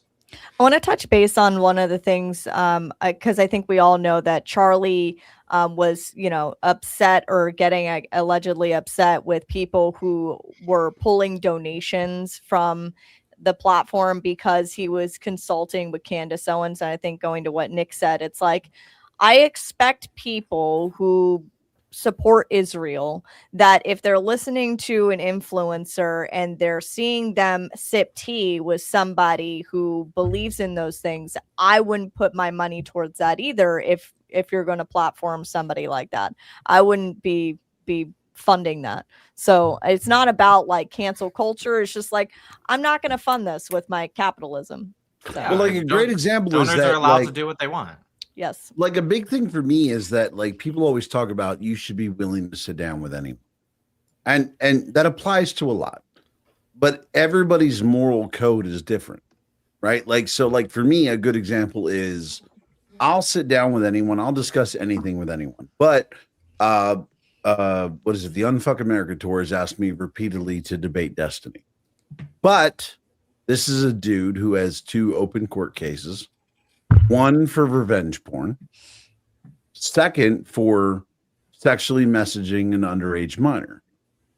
Right? So that clashes with my moral code. So yeah, we should give a voice to everyone. We should accept everyone to let them say, because the best thing you could do is let them speak. Like Operation Let Liberals Talk has been the greatest methodology against liberals ever. Let them say what they want. And we're like, oh, this is lovely. I get to shit directly in your mouth. This is wonderful. But we all have a moral code to hold to. Right. And there has to be a limit to it. There has to be a limit to where we give voice to I don't want to say like the debauchery. That's so like biblical, but like we cannot give voice to evil. Yep. And evil's a very tough word, but when you're for things like that's evil. Well, you and force them to we explain can't give themselves. voices to that. Oh, wait, you force them to explain themselves. You force them. You put them in a corner and you pigeonhole them to explain themselves because what their goal is in these debates is they're going to try to pigeonhole you and your ideas. How about you pigeonhole them in what they've actually done? Not ideas, but what they've done. But Okay? it's those people, it's having those conversations with those people, but not recycling them, not constantly keeping them in the limelight. And that's the problem. You go back to Megyn Kelly, you go back to Tucker Carlson and in the Nick Fuentes interviews and the comments on it. Like a smart friend of mine, much smarter than me, I'm just say his name on here, Reuven, said to me that something that it's always stuck around with me is, if you're at dinner with 2 individuals and both of them tell you that they're Nazis, and you're still at the dinner table with them, there's 3 Nazis at the table. At a certain point, you accept people for who they are, you take what you can from the conversation, and you move on. If you keep having conversations with these people, if you keep giving them a platform, if you keep referencing them, well, then you're just another Nazi, right? And I look at Megyn Kelly, and that's a slippery slope with some of the things that she's saying. And Tucker Carlson is like kind of the epitome of it right now. Same with Candace Owens. How long did it take her before she was going full blown? Well, Jews were a part of the slave trade. Eventually they always get there. And are you going to aid in their popularity and keep their name in the public and keep talking about them so people can go back to them? Or at some point, do we just put that ugly monster back under the bed? I don't agree with that, Mideast, because I think you can dismantle and destroy of any sort of relevance that they have. And I think that's what's most important. The more you try to suppress and ignore these people, you develop Nick Fuentes. He designed Cozy Not TV. what I'm saying. Yeah. Unreal. Just to defend what Mideast said here, basically what he's talking about is say you had somebody up on your live on Tuesday who explained that they were a Nazi white supremacist piece of shit. Yep. They came up and you devoured them, just completely fucking crushed them, right? You mean continuously engaging? Is that what and then they came back on Thursday, and you were like, I think we've heard everything we need to hear from you. No, I agree. I agree with that. I agree. Yeah, with I that. think I agree with Unrealness. I think the way Nick Fuentes, like, yes, he's blown up a lot. I think a lot of that has to do with the October 7th and the war to follow. People were already just kind of targeting Jews. So naturally they're like, oh, look at this Nick Fuentes guy. But the issue that I have is that I agree with Unrealness. I think the way to make these guys look dumb, because honestly, if you've ever actually heard Nick Fuentes actually have a real debate, he's actually not good at all. He's very funny. good at these. That's it. He's funny. He's charming. He is. I hate to say it, that he is. He is. And he has these clippable moments, which that's the way the world is. It's about clippable moments. And he's able to produce those. But the more we actually have debates with him, not him going on shows where they're just going to let him say dumb shit and they don't challenge him. I'm talking about go on to where people actually challenge him. That's how you make them realize that they're dumb. The way Candace Owens was able to project so far, now she's falling off. I mean, really, her views are tanking. And this is like a last gasp for her. Predictable. And, right. And she did that because now she's starting to say that Elon Musk is a robot and there's this Thor Wachuca. Lizard I mean, people. isn't he? Really, Well, really quick. honestly, actually, she's probably right about that. But I just want to say real quick that she wouldn't really debate anyone. And then what happened? When was one of like the starts of people being like, "What the heck?" Is when some half-baked 20-year-old CNN reporter asked her the smallest question, and she's like, well, she can't debate. So the reason she was, and then Piers Morgan, that dude's an idiot. He was even able to make her look so dumb. Crazy. And so the way she was able to push so far and get all these views is because she wasn't debating people. And I offered it. I knew someone who had her phone number, and she literally, on Instagram, it tells you who views your story. She would, every time I made a video on her, right there, real Candace Owens, watching that video. I know she saw it, and I know the person. They sent me the text. I went to Candace Owens. I said, I will offer you debate about Israel-Palestine. This was when she was focusing more on Israel. This was before Charlie Kirk was murdered. And she got it, and she's like, no. And I'm nobody compared to her. So, yeah, this is how I agree. We need to have more of these people on, and we need to show that they're actually not smart. And I want to make sure that I touch home on the fact that I don't want to censor these people. Let them run their mouth, because I promise you give them enough rope, they will hang themselves. They don't need any help making themselves look stupid. So it's not about like these people need to be censored. Even Nick Fuentes, like, I don't like his opinions. I really don't. But let him run his mouth, because people will form their own opinions. And I think people who are logical and somewhat moderate and have common sense are going to go, that dude's a fucking psycho. Yeah, but I have to say, like, so we get on these big topics, right? Like we talk about Israel, or we talk about Charlie Kirk. We talk about these big topics, but that's why, like, I appreciate what like Logic does, right? Like, because Logic is focused mainly on Colorado. And what we need to find is a way to get people to come to a platform like that and talk about Colorado politics, because that's what actually matters. Like, we could argue about Israel, and we could argue about Charlie Kirk. We could argue about Venezuela. None of that matters in voting. People aren't thinking about what happened in Venezuela. That's right. They're thinking about what happened locally. They're thinking about what their state rep did to exactly. They're thinking about what fucked them over locally. That's right. Yeah. So, like, the question is, how do we take people who want to say dumb shit, people who believe dumb shit, and get them and funnel them to, like, let's say they're saying dumb shit in Colorado. How do we funnel them to people like Logic so she can express to them what Colorado could be? Like, what is the pathway to get people to talk about shit that actually matters? Yeah, when you look at the top 3 reasons people vote in the last election, and generally all the recent elections, Israel's not in it. Venezuela's not going to be in it. None of it is. I think, if I remember, you guys can correct me. It was, economy was number 1, which makes sense. People want what's in their pockets. Are they being affected? Can they go to the store and buy what they need to buy until their next paycheck? Second, I believe, was immigration, right? Immigration was top 3 for sure. And I'm forgetting. No, I don't think it was. Yeah, but regardless, the point is what I'm making it. These are things that are these are things that are local. Health. It might have been health, but even still, the health. It's what affects them individually. And so, yeah, I think you nailed it. And unless we start focusing on that, we're going to start focusing on things that don't actually affect elections. And then you have the Zohran Mamdani's winning as mayor, and then the midterms are not going to go well for us. And then later the presidential will not go well for us.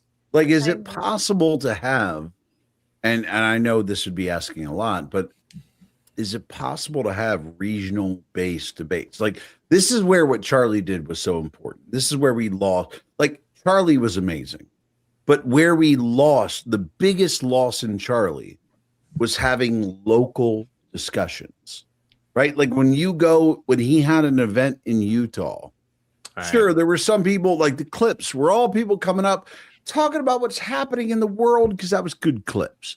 But there Right. were people who came up and talked about what's happening in the local legislature, right? There are people that come up because if you said, hey, I'm going to have a town hall at, I don't know, Logic, what's your local college?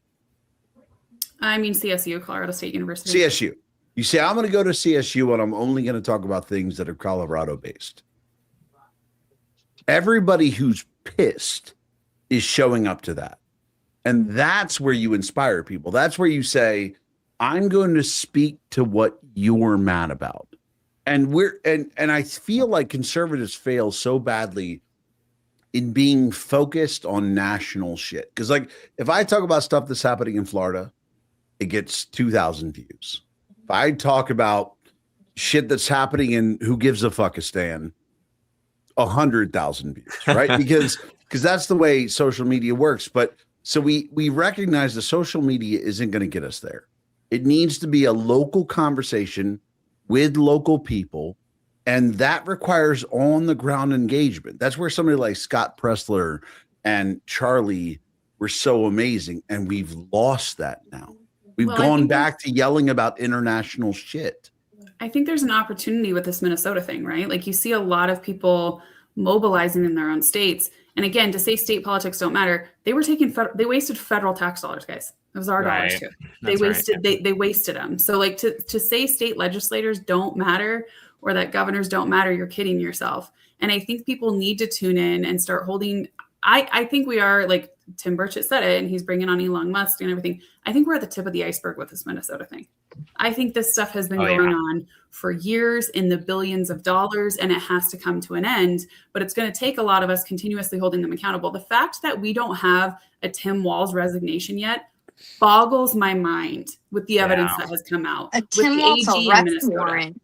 Right, Forget like resignation, handcuffs. that's what we need to like get. I think that could get people mobilized, right? Because right now it feels like, okay, we can make a bunch of noise, but nothing's going to happen. Tim Walz is just going to not rerun and he's going to serve out his term and nothing's going to happen to the dude. But it takes people, like, you can get enough public pressure to get a politician to resign. But we just don't do it. I mean, you got to think the ahead. former almost vice president of the United States, his political career was ended by a YouTuber with a couple days of free time. Like, that's where we need to recognize the power that we have. Nick Shirley spent 4 days in Minnesota. He ended the political career of the possible vice president of the United States. We need to recognize the power we have, but here's where we need to recognize it. We do not have power over national politics. We make a video, president and vice president don't give a fuck. The executive branch don't give a shit. The Congress don't give a shit. But with a single video, single report, single investigation, you can change the congressional makeup of your state, of your municipal, of your city. And I can tell you the best example I can see of this is anybody who lived in Florida during COVID. Biden did a laundry list of batshit crazy stuff. Us in Florida, we didn't give a fuck because our local, municipal, city, state legislatures were like, fuck that dude. Intel, did you have something? Yeah, well, I mean, so OM brought up the fact that Shirley, right, did this, video and it got national attention. And that was the power of social media and being an influencer. The reason why I bring that up is because this story was already broken by a reporter in that state over a year ago, and nobody cared. And that was what that drove me. Or I think that's even crazier. And so, I mean, we have to be able to leverage our, like I think we've already said it, leverage our platforms to drive that kind of change. But it does matter. The stories do matter, and that we don't really have control over that. We have to be able to support each other.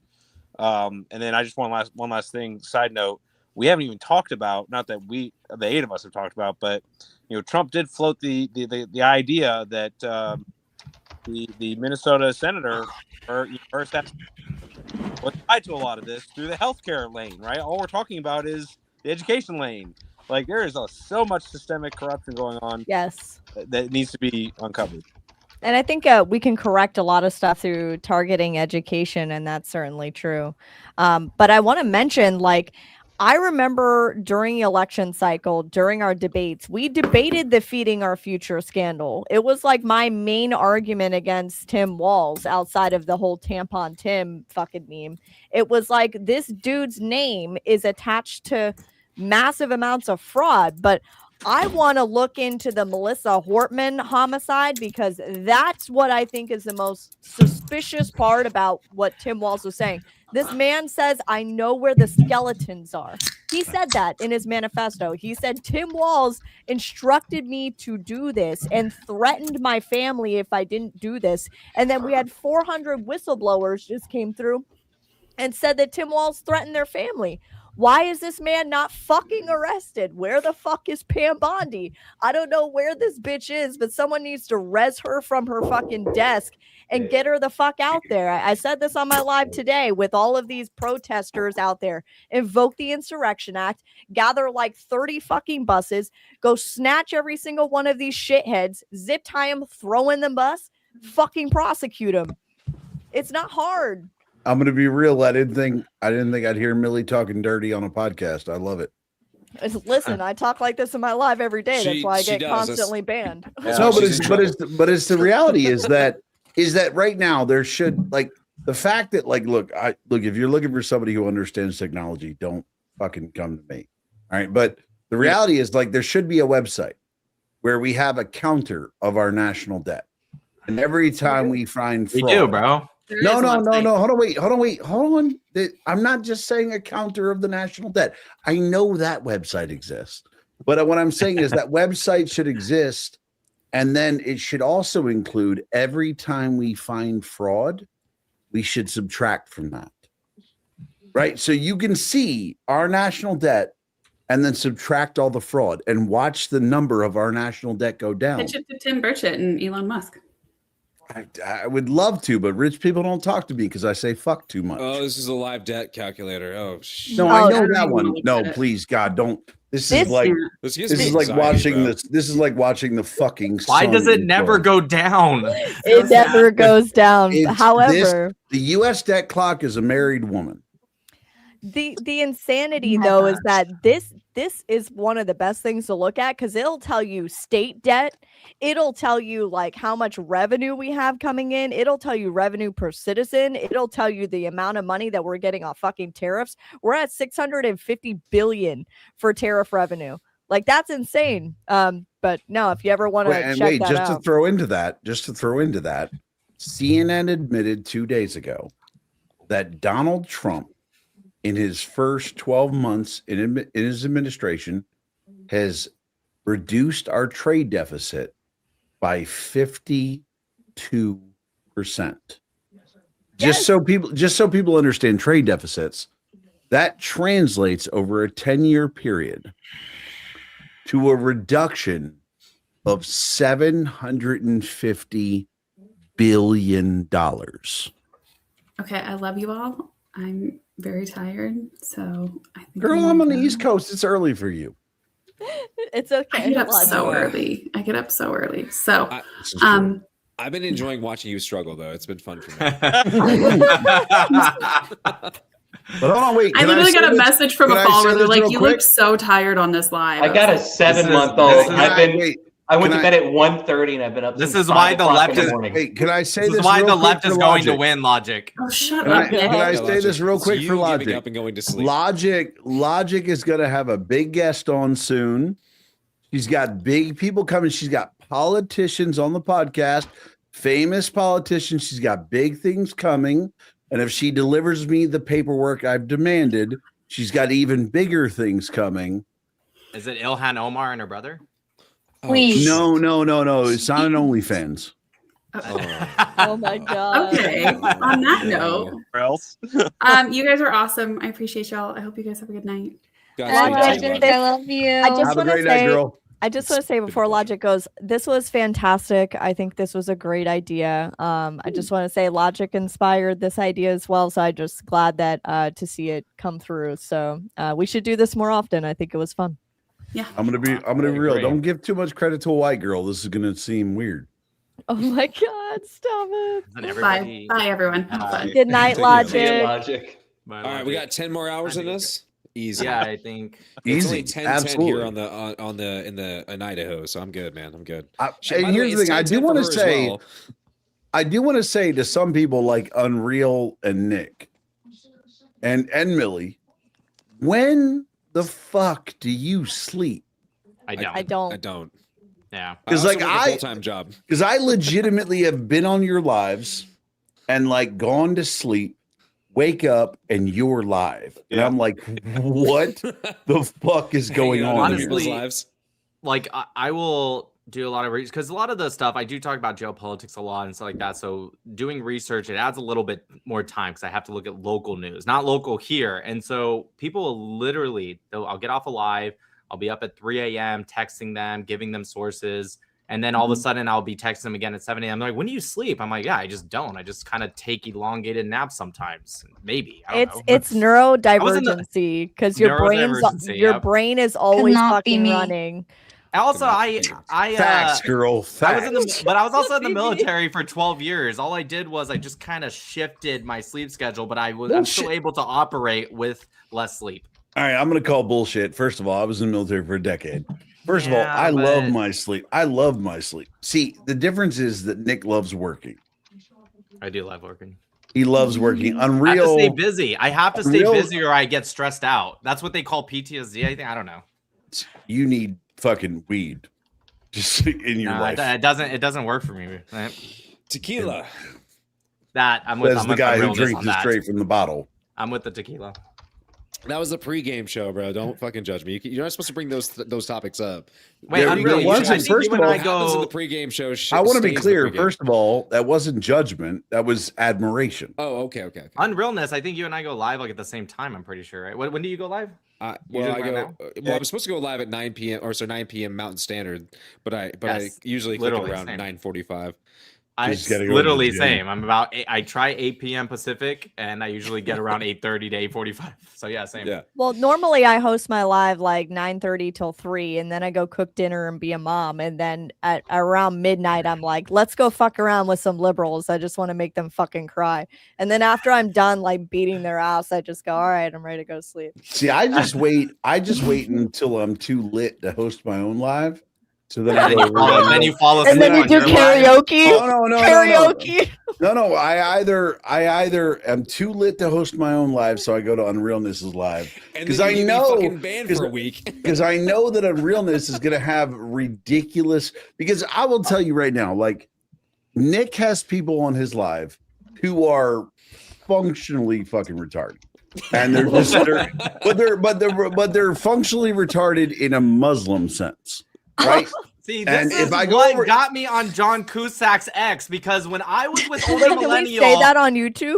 You can No, say you retarded on can't. YouTube. Okay. You can say okay, retarded well, on stop YouTube, we're saying fine. it anyways because I'm on TikTok. But Oh, I'm sorry. regardless, Oh. the older millennial, I'm on a panel with him, and still, that Banned. was like almost 2 years ago. I was on John Cusack's, the actor's ex. I was on Mohammed Hadid's Instagram because this dude. You know what? Let's just move past that. Anyway, But here's the thing, I can't go over to Millie's live because Millie gets so technical. She's like, let me explain to you the financial numbers of what happened since 2014.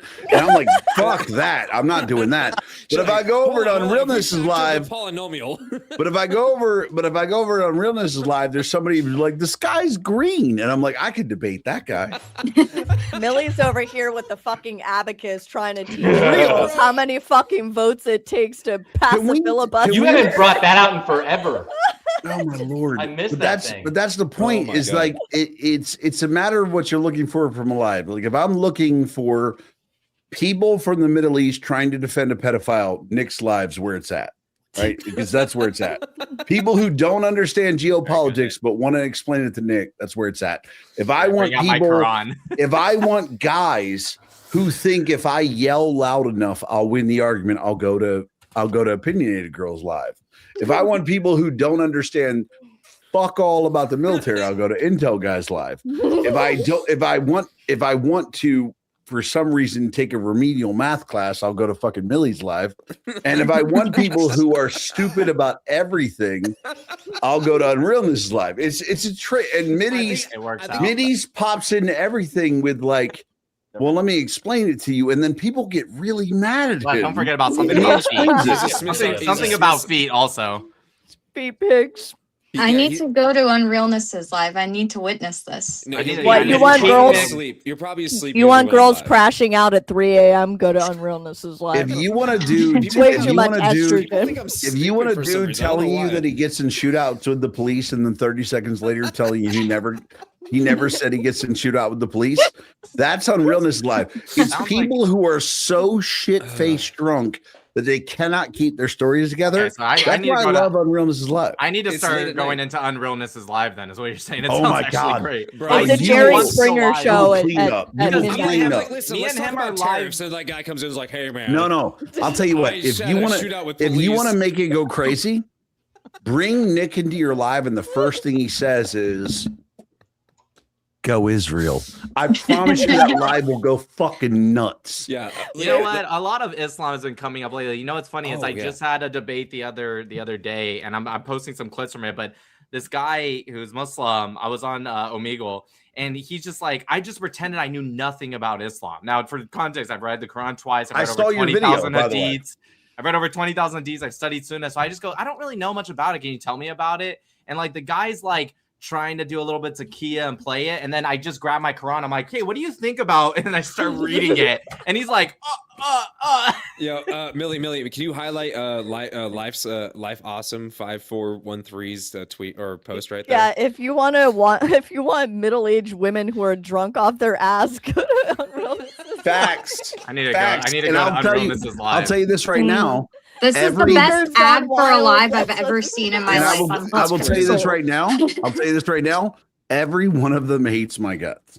Oh yeah. I'll tell you the most important thing. If you want to learn about the Graying Tower theory, you go to wherever Middle East is. That's Yeah. where you go. Where Minnie's pieces, you'll learn about the Graying Tower theory, and you'll get to see a lot of picture of Arab male feet. But They're the like, best I'm pretty part- sure I've heard this Well, in like that 15 sounded different hot. lives, bro. That's how well known it is at this point. Like 15 the- different predominant lives. But No, the I- best part I had a is live when earlier- OM goes into Unrealness's live at like 3 a.m. and all the middle-aged cougars are sitting there simping for Unrealness, and older millennials like, you know what's better than this? Not being fat and ugly. I'm setting an alarm That for ugly this. bitch. I'm setting an alarm for 3 a.m. I'm going to Well, Unrealness's. I'll tell you right now. One of these days, I'm just gonna Nick, skip. One of these days, I'm gonna skip So a live, and I'm just gonna go to Unrealness. I'm gonna tell my audience. I get like 500 people, and I'm gonna be like, "Let's all go to Yeah, dude. Unrealness." No, Dude, listen, Nick, we'll get a Nick, bunch of white women defending Islam, dude. It's gonna be fucking Nick, great. you would be proud. You would be Drunk white proud. women. I did a live the other day. I'll put on where my. where I said I literally the topic above my head was, if you're a Muslim and you're not a Zionist, you're a bad Muslim. And they lost their fucking mind because You I know pointed what? out what is it? Surah Al Ma'idah fucking There's a lot. There's a lot of them. 521, where 521, Moses gave it to 526, them. Yeah. And they Yeah, were there's- very and it was the funniest thing was Oh my here God. this live got banned, by the way. Because I used to put on my background. I used to put on my Sorry. background. Allah is a Zionist. They No, hated that. where a girl came on, a girl came on and started yelling at me, and I was like, if you were a good Muslim, you'd shut the fuck up because a man's talking. Oh, is Lauren actually? What happened to Lauren? Yo, somebody, I need a wellness check on Lauren. Whatever happened to her? She I just don't like know. disappeared off the face of the map. I or the planet. I have no idea where she went, but I hope she's okay. Maybe She- she went to an ICE protest. Oh my gosh. Maybe you she know. found herself a good Islamic man. Maybe she ended up like this.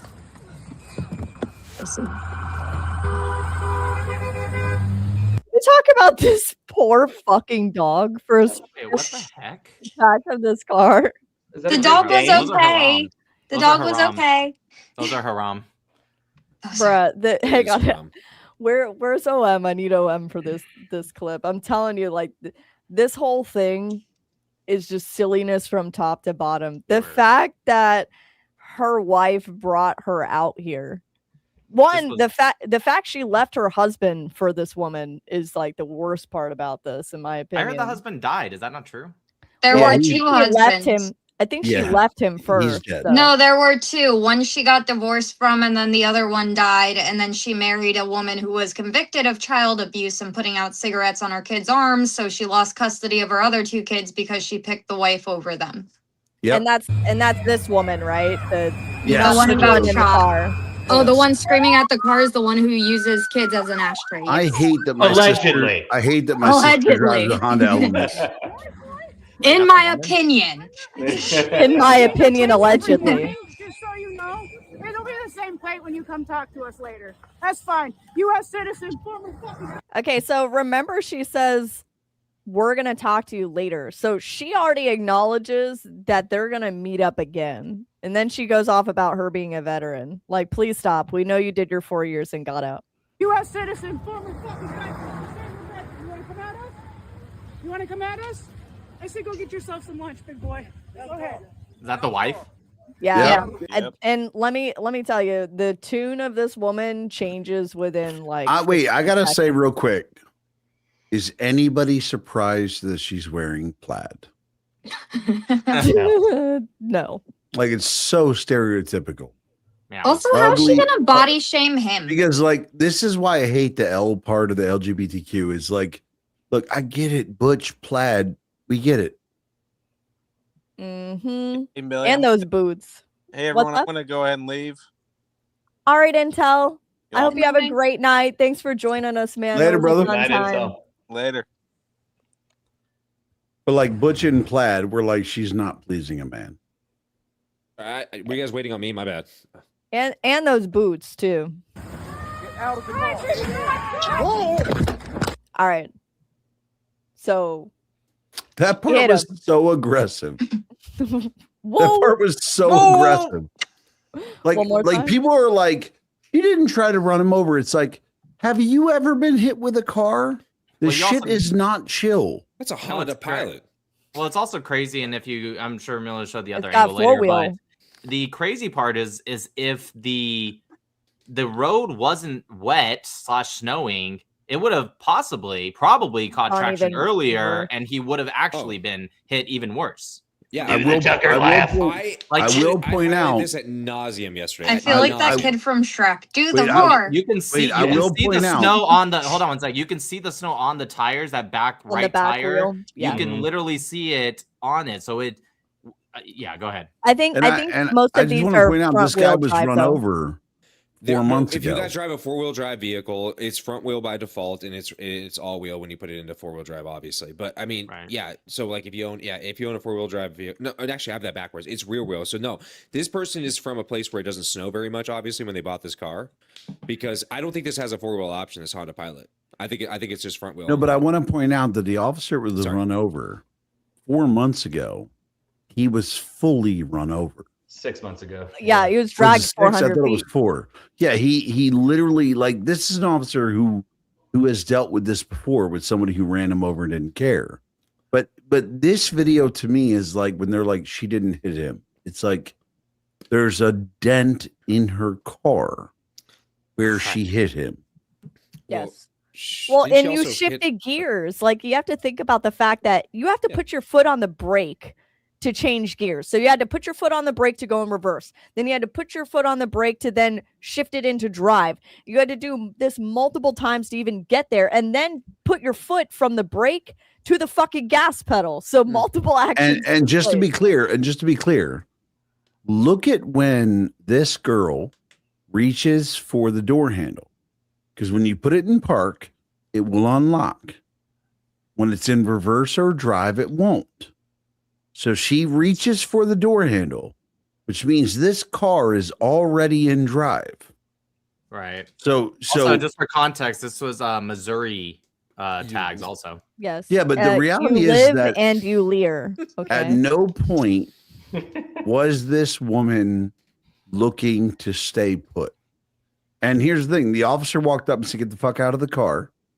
And here's just advice for anyone on the live. When a federal officer says, get the fuck out of the car, just my advice, get the fuck out of the car. Oh, I thought you were going to say drive aggressively away into a police officer. Or sorry. I thought it was going to go into a total different direction. But as Millie was saying, though, Millie, you're correct. She went from reverse and then she slapped immediately into drive, not to park, but to drive. Because you can see it goes reverse, brake light, bam, brake light gone, reverse light gone. She went right to drive instantly. Instantly. Yes. Mm-hmm. So she was originally either parked and then went into reverse, then pressed the brake again to get into drive, and then moved her foot to the gas, and then she hit it. And I will tell you that all my chat cared about when I posted this video was, is the dog okay? For real. Everybody, like the poor fucking dog that had to deal with this. But the White House just put this out tonight. I don't know if you guys have seen it yet, but yeah, I saw this video. It didn't look like anybody got run over to me. Based off what I'm seeing here, it really doesn't look like an ICE officer was run over. You can see the video and see the agent wasn't run over. We all saw that video. She didn't run over the officer. This was clearly not with any sort of intention to run somebody over. Drive. I'm gonna miss this fucking White House. I'm not gonna lie. Like the amount of standing on business that this White House does. I need to know who runs their social media. Whoever runs their social media. It's Barron Trump. Whoever they are deserves a fucking high five. And by the way, I will point out, as I know a buddy who Barron Trump has said, he said to his buddy, not publicly, he has no involvement in the social media. I'll believe it when I see it. Now, hold on. It's exactly what someone would say. But he's been asked, could you recommend people? And he was like, I'm not getting involved in this. They need to name the name of the person who's making these fucking memes, because they're just so fucking fire. God no. People the will Maduro immediately go into that person's past. The Maduro one with Marco Rubio is like, and if you didn't know, now you know. If you don't know, now you know. Imagine the Secretary of State fucking quoting Biggie Smalls, and then you just got Trump in slow motion. Yeah. Let's be real. It's definitely Grok that's just doing this. They have it set up on auto, and it's just like every headline. Let's make it into a meme that's like for the Trump administration. But that's what's so wonderful about JD Vance. Like, I just imagine having JD Vance as president, where like we're gonna get millennial quotes. He's gonna say shit like, "If you don't know, now you know," and he's gonna know that he's setting up his social media team for it. Like, because like imagine like I think we're all millennials. No, you're Gen Z. You fucked up. You're bad. You got born too late. Born too late is a crazy. But the reality is that. But the reality, yeah, you're gonna look 12 until you're 80, so it's fine. Leave me alone. But the reality is, for most of us, like we know what we would do if we were president. We'd be like, "Yo, I'm gonna say, like, hold on, wait, how do I quote B?" Right? Like we're gonna be like, we're gonna say. Like, we're going to get Juicy into a conversation so we can play the music. Like, we're going to do that. And that's JD. JD is the ultimate shit talker. Like, Donald Trump is a wonderful president, but he's not a great spokesperson. Like, he doesn't say, like, he's a horrible public speaker. The thing with JD, he died like a dog was pretty fire. He died like a dog. Guys, yes, that was years ago. Though. Yes, but for the debate, why'd you send me my address? No. Hold on. Debate's different. Donald Trump is a great shit talker. If you get him in a town hall and he gets to talk shit, he's a great shit talker. But like a good example, we were at the memorial for Charlie Kirk, and I was there for everybody's speech. Donald Trump walked out. He started talking. I was like, I'm going to go get a drink. because I've heard everything he has to fucking say. Rambles He's a- on. You know he's going to a- bring up 2020. For real, he's like that grandfather that starts talking, and you're like, yeah, wonderful, cool. Where's the fucking alcohol, right? But like JD is shit talking encompassed. Like he is, like he goes up on stage and he's like, Real quick, I'm gonna hit you with the one-liner that's gonna make you upset, and then I'm gonna make a meme about it. to bring us back to like what this live was about. I do love the talking, but one, before I say middies, can you make a whatever that's called, the whatever AI you use, can you make a song about ice? I think that'd be amazing. But to bring it back, like, how do you guys feel about JD Vance? Sometimes I love him, and sometimes I don't know what to think about him, which sometimes, just to bring an uncomfortable conversation to the table, sometimes makes me nervous when I don't know what to think about somebody. He doesn't have a He has gigantic past. the worst best friend ever. Yeah. Like his best friend Peter Thiel is like, if I was gonna follow Candace Owens and think there were lizard people robots, I would think Peter Thiel was a robot lizard person, because he like Peter Thiel fucked up the easiest conversation ever. A dude asked him, he goes, well, you think the human race should carry on? And he goes, well, and he spent 32 seconds without answering that question. It's like, bitch, that's a softball. The answer's yes. Right? Like, so Peter Thiel is an evil human being. He's a piece of shit. And that's JD's best friend. And not which just that, bothers he's me about also him. very, very, very close. I mean, he kind of owes his VP spot to Tucker Carlson. I get it, but like, so I love JD for who he appears to be. Right, exactly. That's exactly how And I I feel. have a huge problem with JD for who he associates with. Right? Like, when I look at who he associates with, I'm like, you're a good person that could be one of the worst people I've ever met in my life. Also, when you look at politicians, especially politicians like JD, who you don't really know a lot of what he's thinking, you have to look at not just what politicians say, but what they don't say. And that's where JD falls off for me a lot. I'm not saying I dislike the guy. Amfest, for those that went, Erica too, but others were even saying like, we're gonna get him, elected, and he's gonna be our next president. And I think that's where everyone is just standing like, yeah, JD's the next president, like that's who we're gonna back. But I'm over here, I'm not saying I don't want that. I'm saying, again, what he doesn't say sometimes bothers me. Yeah, but I'll we say don't have to pretty worry about it strongly. because Gavin Newsom is going to be the next president. I prefer Rubio over a Vance run. I would like to see Rubio run. I think this primary is going to be very sticky, and I think it's going to be very cutthroat for who's going to be the next Republican primary. And I think it's going to be kind of like a power vacuum now that Donald Trump is not up at the plate anymore. And also, you have to throw in Vivek is probably going to run again. I So don't then think how he do you stands feel a about chance, Vivek? though. Yeah. So right now, if the Vivek's vote running in Ohio. If the vote was happening today, I'm with Maddie, Opinionated Girl. I would pick Rubio if it was today, because Rubio has done a great job. His polls have actually, like, just the thought of people saying who would you vote for skyrocketed after the Venezuelan operation.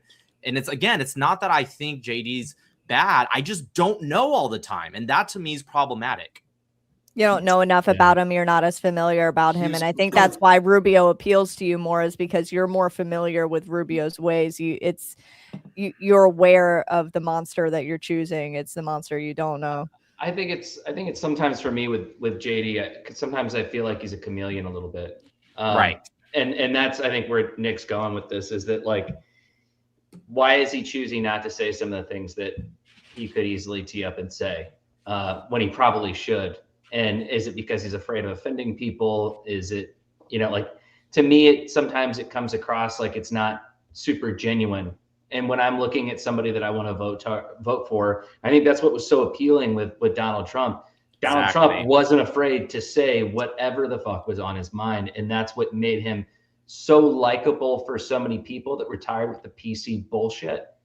That's right. And that for me is big part of it. I will 100%. compare JD Vance sort of like to an Obama figure, where I think he says all of the right things. He's a very good speaker, especially in the debate between him and Tim Walz. I mean, he was walking circles around Tim Walz so hard that Tim Walz is like, I'm friends with school shooters.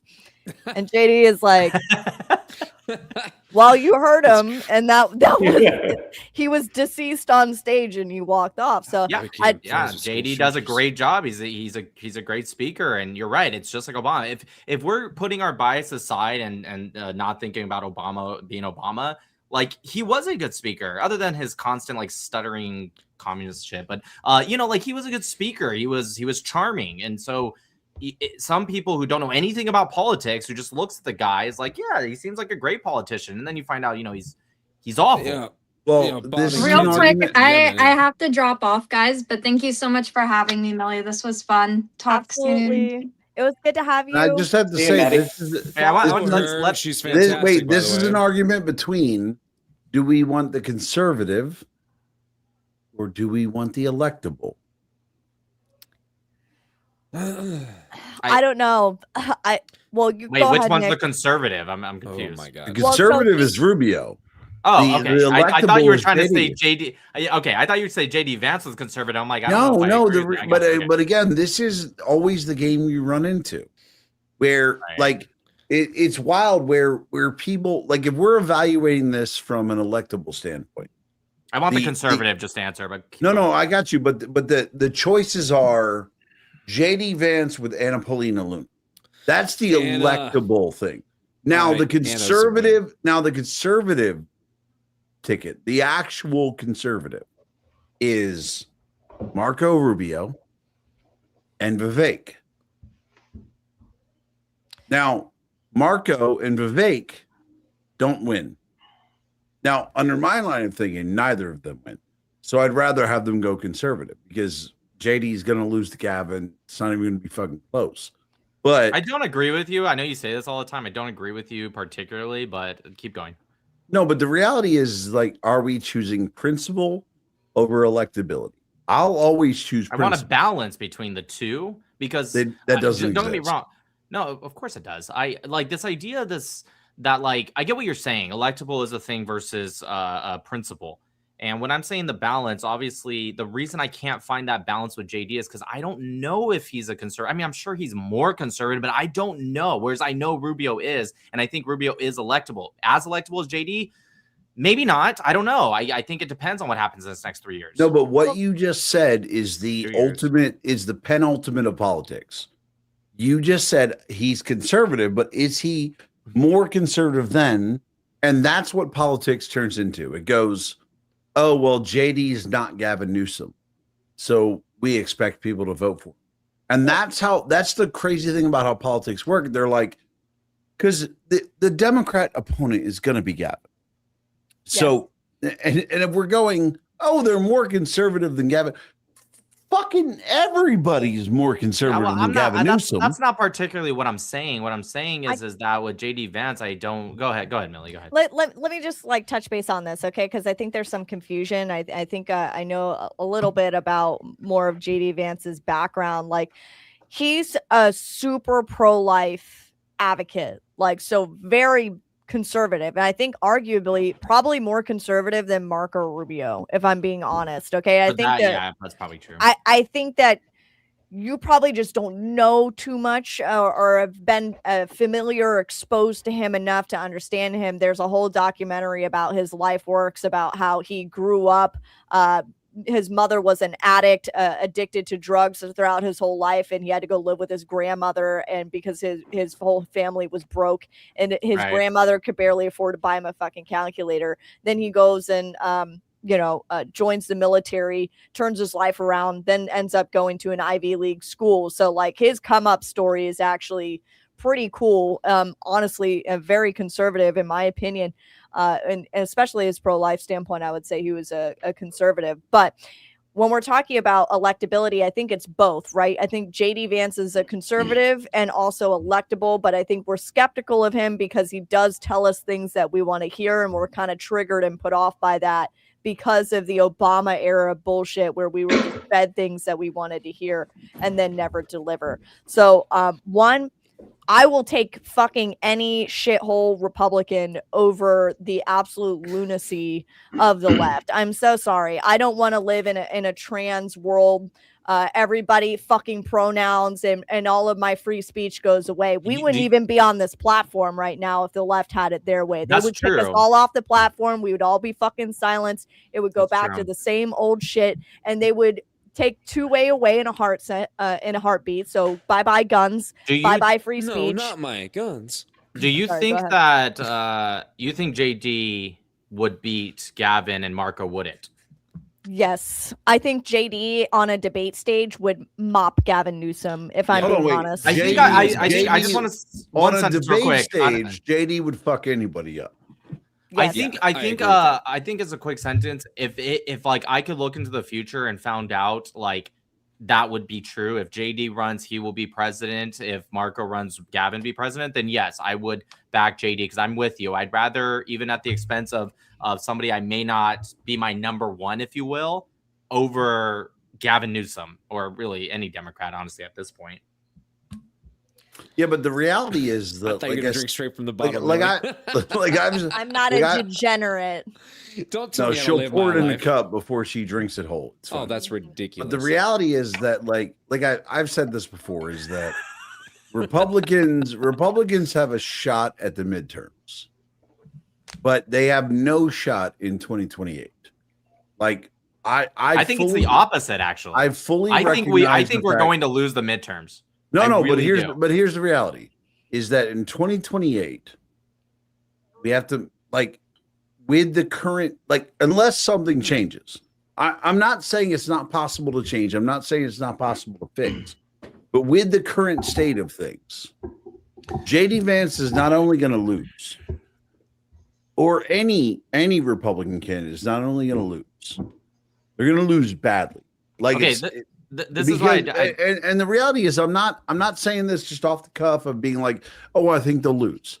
The reality is that I know that like on the Democrat side, they replaced a drunk woman who couldn't complete a sentence with a charismatic dude.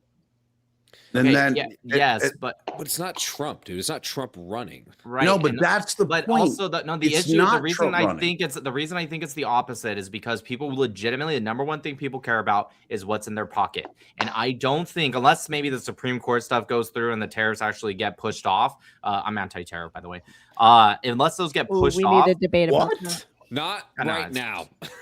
Not right now. I agree. Listen, I'm not. Oh, I'm okay, gonna let's put fight you let's on put that, this second. just so Yeah, you know. you'll lose. And I won't. that aside for a I second. literally have a degree in You'll lose. economics. We can talk about Yeah, this. no, you're gonna lose that debate, but we'll have that debate later. What I'm Okay. saying Okay. is that He'll use the Uh, Quran. listen, this idea. In Surah 6, Ayat 9. No tariffs, Habibi. All I'm waiting is Nick to tell me this economy was promised to us 3,000 years ago. Stop it. So listen, here's the thing: is people care about what's in their pockets, right? And this idea of like, oh, Trump's saying we got $650 billion because of the tariffs. That's not particularly true. It's just not. And if you have an economy degree, you know this. Yes, the government did get that much money, but it's not from China and these other countries. It's from the pockets of the people that are actually bringing this stuff in. Okay, that's just a fact of the matter. So it's true to an extent, but it's not true for the individual's pocket. And so unless that changes by midterm, I think it's the opposite of what you said, OM. I think it's going to be that we're going to do bad in the midterms. And if that can get fixed by presidential election, that's going to lead to a Republican being voted in. Because people care about what's in their pocket. Can I say why I think you're wrong? And you're just not a So the- conservative. I just didn't realize I was talking to a leftist. That's cool. I thought it was a So the conservative panel. reason why I think you're wrong is I see. here's what's going to happen if Democrats take control of Congress. Yes, please tell me why protectionism is a good thing as a conservative. Go ahead. No, I'm not saying that. If Democrats take control of Congress in 2026, what's going to happen for the next 2 years is bullshit impeachment trials. We're going to have investigations, congressional hearings, bullshit impeachments, trials. We're going to have all that, and nothing. I think that would backfire on them. No, but here's the reality. You're talking about backfiring. Nothing will get accomplished because here's the reality. Donald Trump, I give him an A- as a president. He has done wonderful things through executive order, things that we want to go into law, things the American people support. None of them have been codified through law, meaning that nothing Donald Trump has done so far cannot be undone the first day somebody is the new president. So nothing was accomplished. The Congress has given us no reason to vote for Republicans to stay in power. Yeah, where's that SAVE Act? They haven't done anything. They haven't done anything. But Now, that's not a problem with the executive. That's a problem. no, with the but again, legislative the branch. midterms aren't about the executive. That's true. The midterms are about Congress. The president is not up for re-election in 2026. What's up for re-election is the congressional people who have done nothing. Congress has codified nothing. Do you think they're pausing on the SAVE Act? Do you guys think they're pausing on the SAVE Act to time it perfectly? Because you know, No, I'll tell you exactly why they're pausing it. Hold on. Let me finish what I'm saying. I think they are, because I think that timing is everything. The whole SAVE Act thing about voting is that people have very short-term memories. Okay, we watch 30-second videos, we move on, we probably forget about them, an hour later. I think it's all about timing. So I agree 100%. I think that this is all by design, all of it. Okay. So unrealness, leading up to the unrealness. Here's what I got for you. I'll bet you that instead, no, we don't have to bet money on it. Everything, the house, everything. We don't have to. We'll bet a shot on it that this is not something they are saving before the election. That it is something they are saving to threaten people with during the election. Saying that if you want us to pass this act, you have to put us back in power. And I've said this on social media multiple times. If the Republican-controlled Congress uses things Trump has done and said, you want us to codify it, you have to reelect us, I will campaign for Democrats. Because here's the thing. If Congress is going to do nothing but fuck over the president, I'd rather have Congress be Democrats. What did accelerationist take though? Like you want to? So you sound like what's his name? Clavicle, whatever his fucking name is. No, wait. Let me ask you this. Let me ask you a simple question, Unreal. So, say you have a president who wants to do a bunch of things that the American people want him to do, and Congress doesn't do any of it. Is it better that Congress is Republican when they tell the president to go fuck himself? Or is it better that Congress is Democrat when they tell him to go fuck himself? I would still choose a Republican Congress. So why? Okay, so why I would rather have Republicans be able to set budget, be able to control the rules of the legislative branch, because they don't control budget. They can change budget. the rules. Control budget. You need a quorum. You need Democrats and Republicans. So they don't control budget. So what about the majority? So let me ask you right now. Look at the makeup of Congress. Republicans control the House and the Senate, right? Mm-hmm. What have they done that is different than if a Democrat controlled it?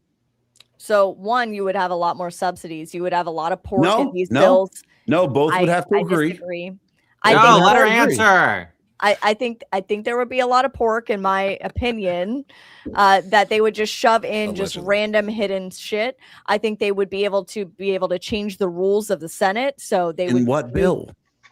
In what do you mean in what bill? So like in specifically the recent CR that was just put forth by the Democrats during the government shutdown. Let me grab it really quick. Okay. Senate Bill 2882. So they put in extended 7-year financing for international development. They put in stuff for climate change. They extended Food for Peace Act, which was foreign funding.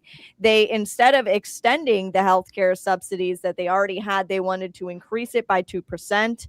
They threw a bunch of random shit in there about teaching health centers that operating graduate medical school for $17 million, increasing 2 separate diabetes programs. I mean, they went to infinity and beyond. Oh, and they wanted an office in the Philippines. Now, would they have been able to pass any of those things without Republican votes? It depends if they busted the filibuster. No. We're missing one big thing, Joe. We're missing one big thing. Judges. Shout out to Hebrew Hammer, by the way.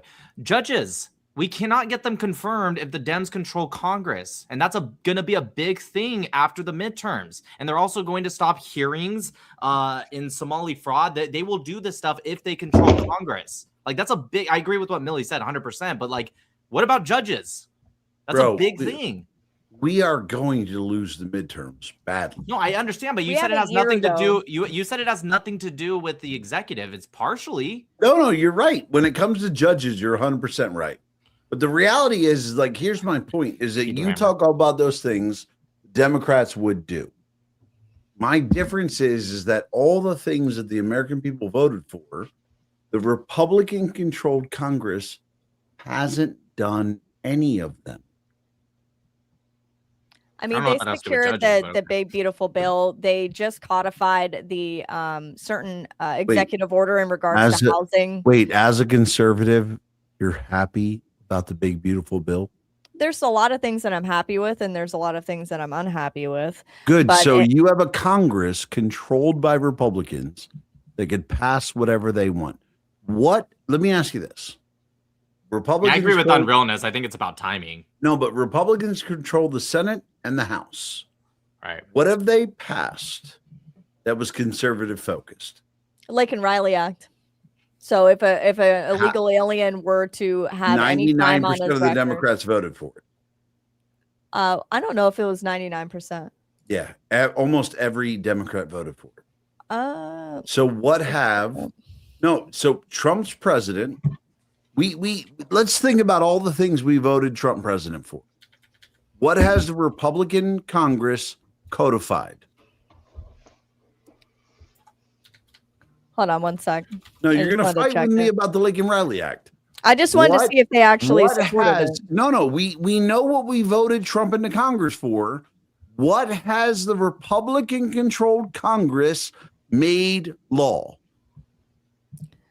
So you had the Lake and Riley Act, you had the big beautiful bill, which shoved a bunch of shit in like one big whole bill through reconciliation. That's how they were able to shove a lot of things in through simple majority. So they basically fudge packed one huge fucking bill, and that's basically what they've done. Now I'm saying I am relatively disappointed with a lot of things that they're doing. I just listened to the debate on the floor about bail reform and getting rid of cash bail, but I'm more upset about border bill. Good question.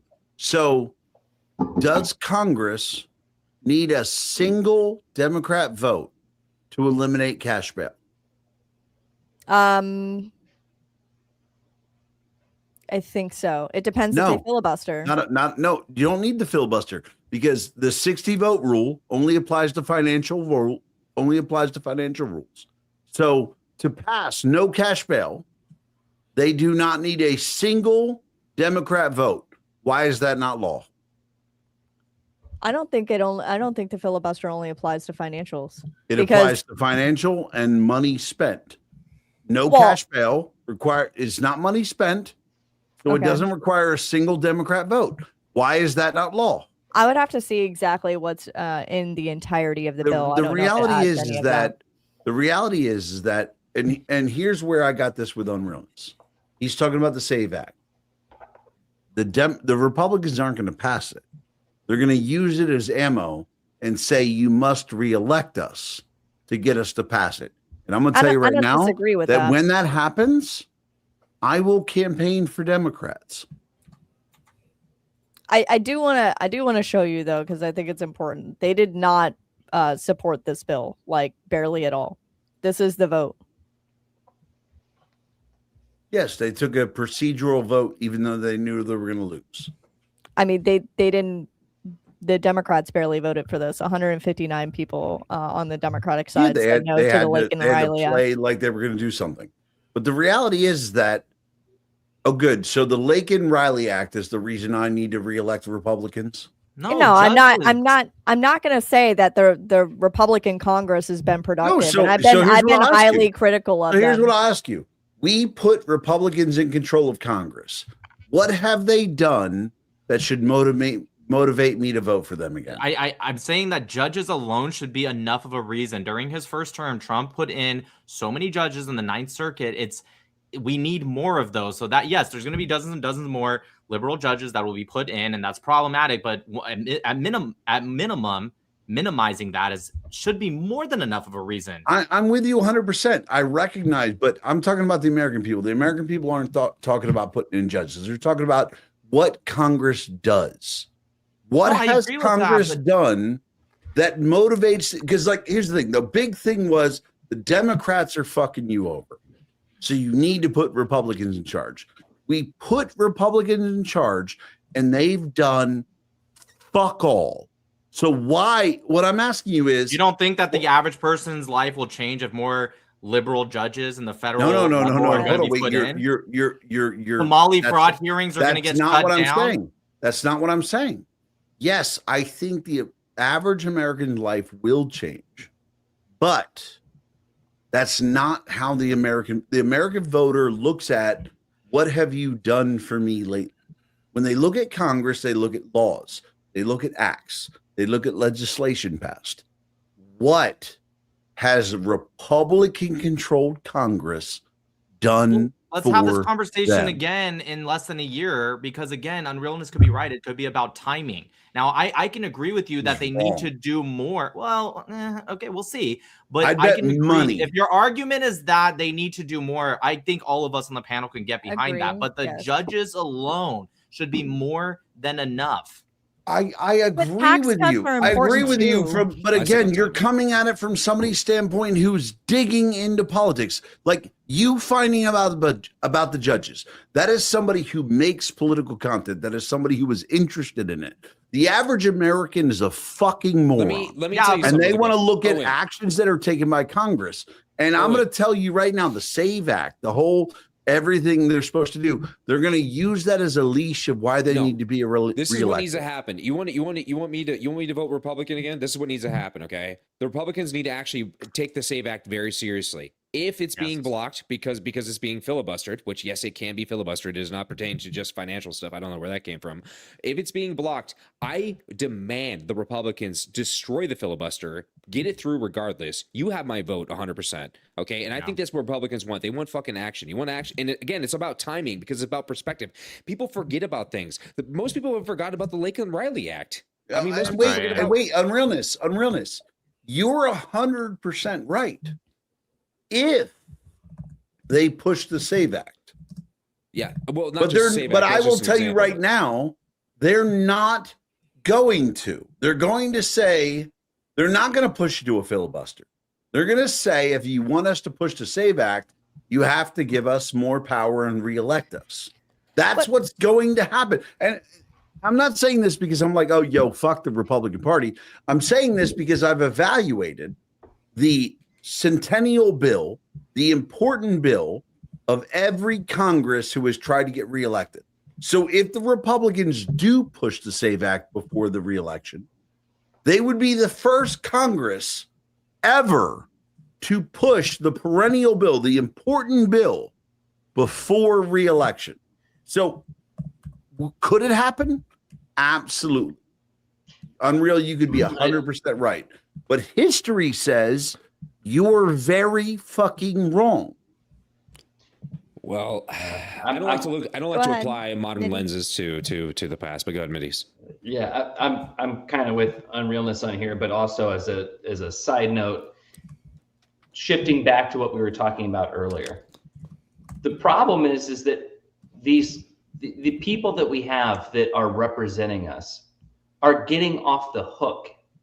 And what I mean by that, by getting off the hook, is that you have every stupid hyperbolic person out there that they're either echoing, defending, or going out there with, pushing their own agendas, trying to get out there and running politics like it's reality television.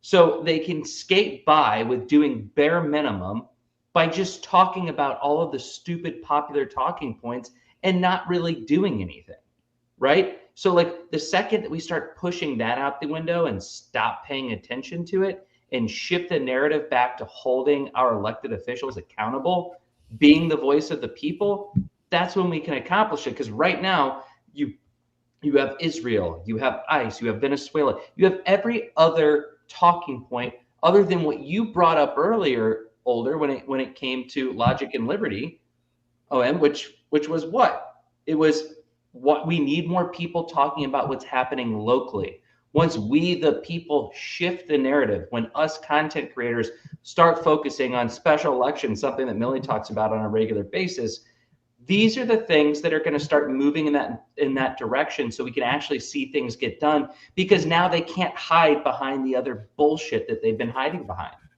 That's the reality of it.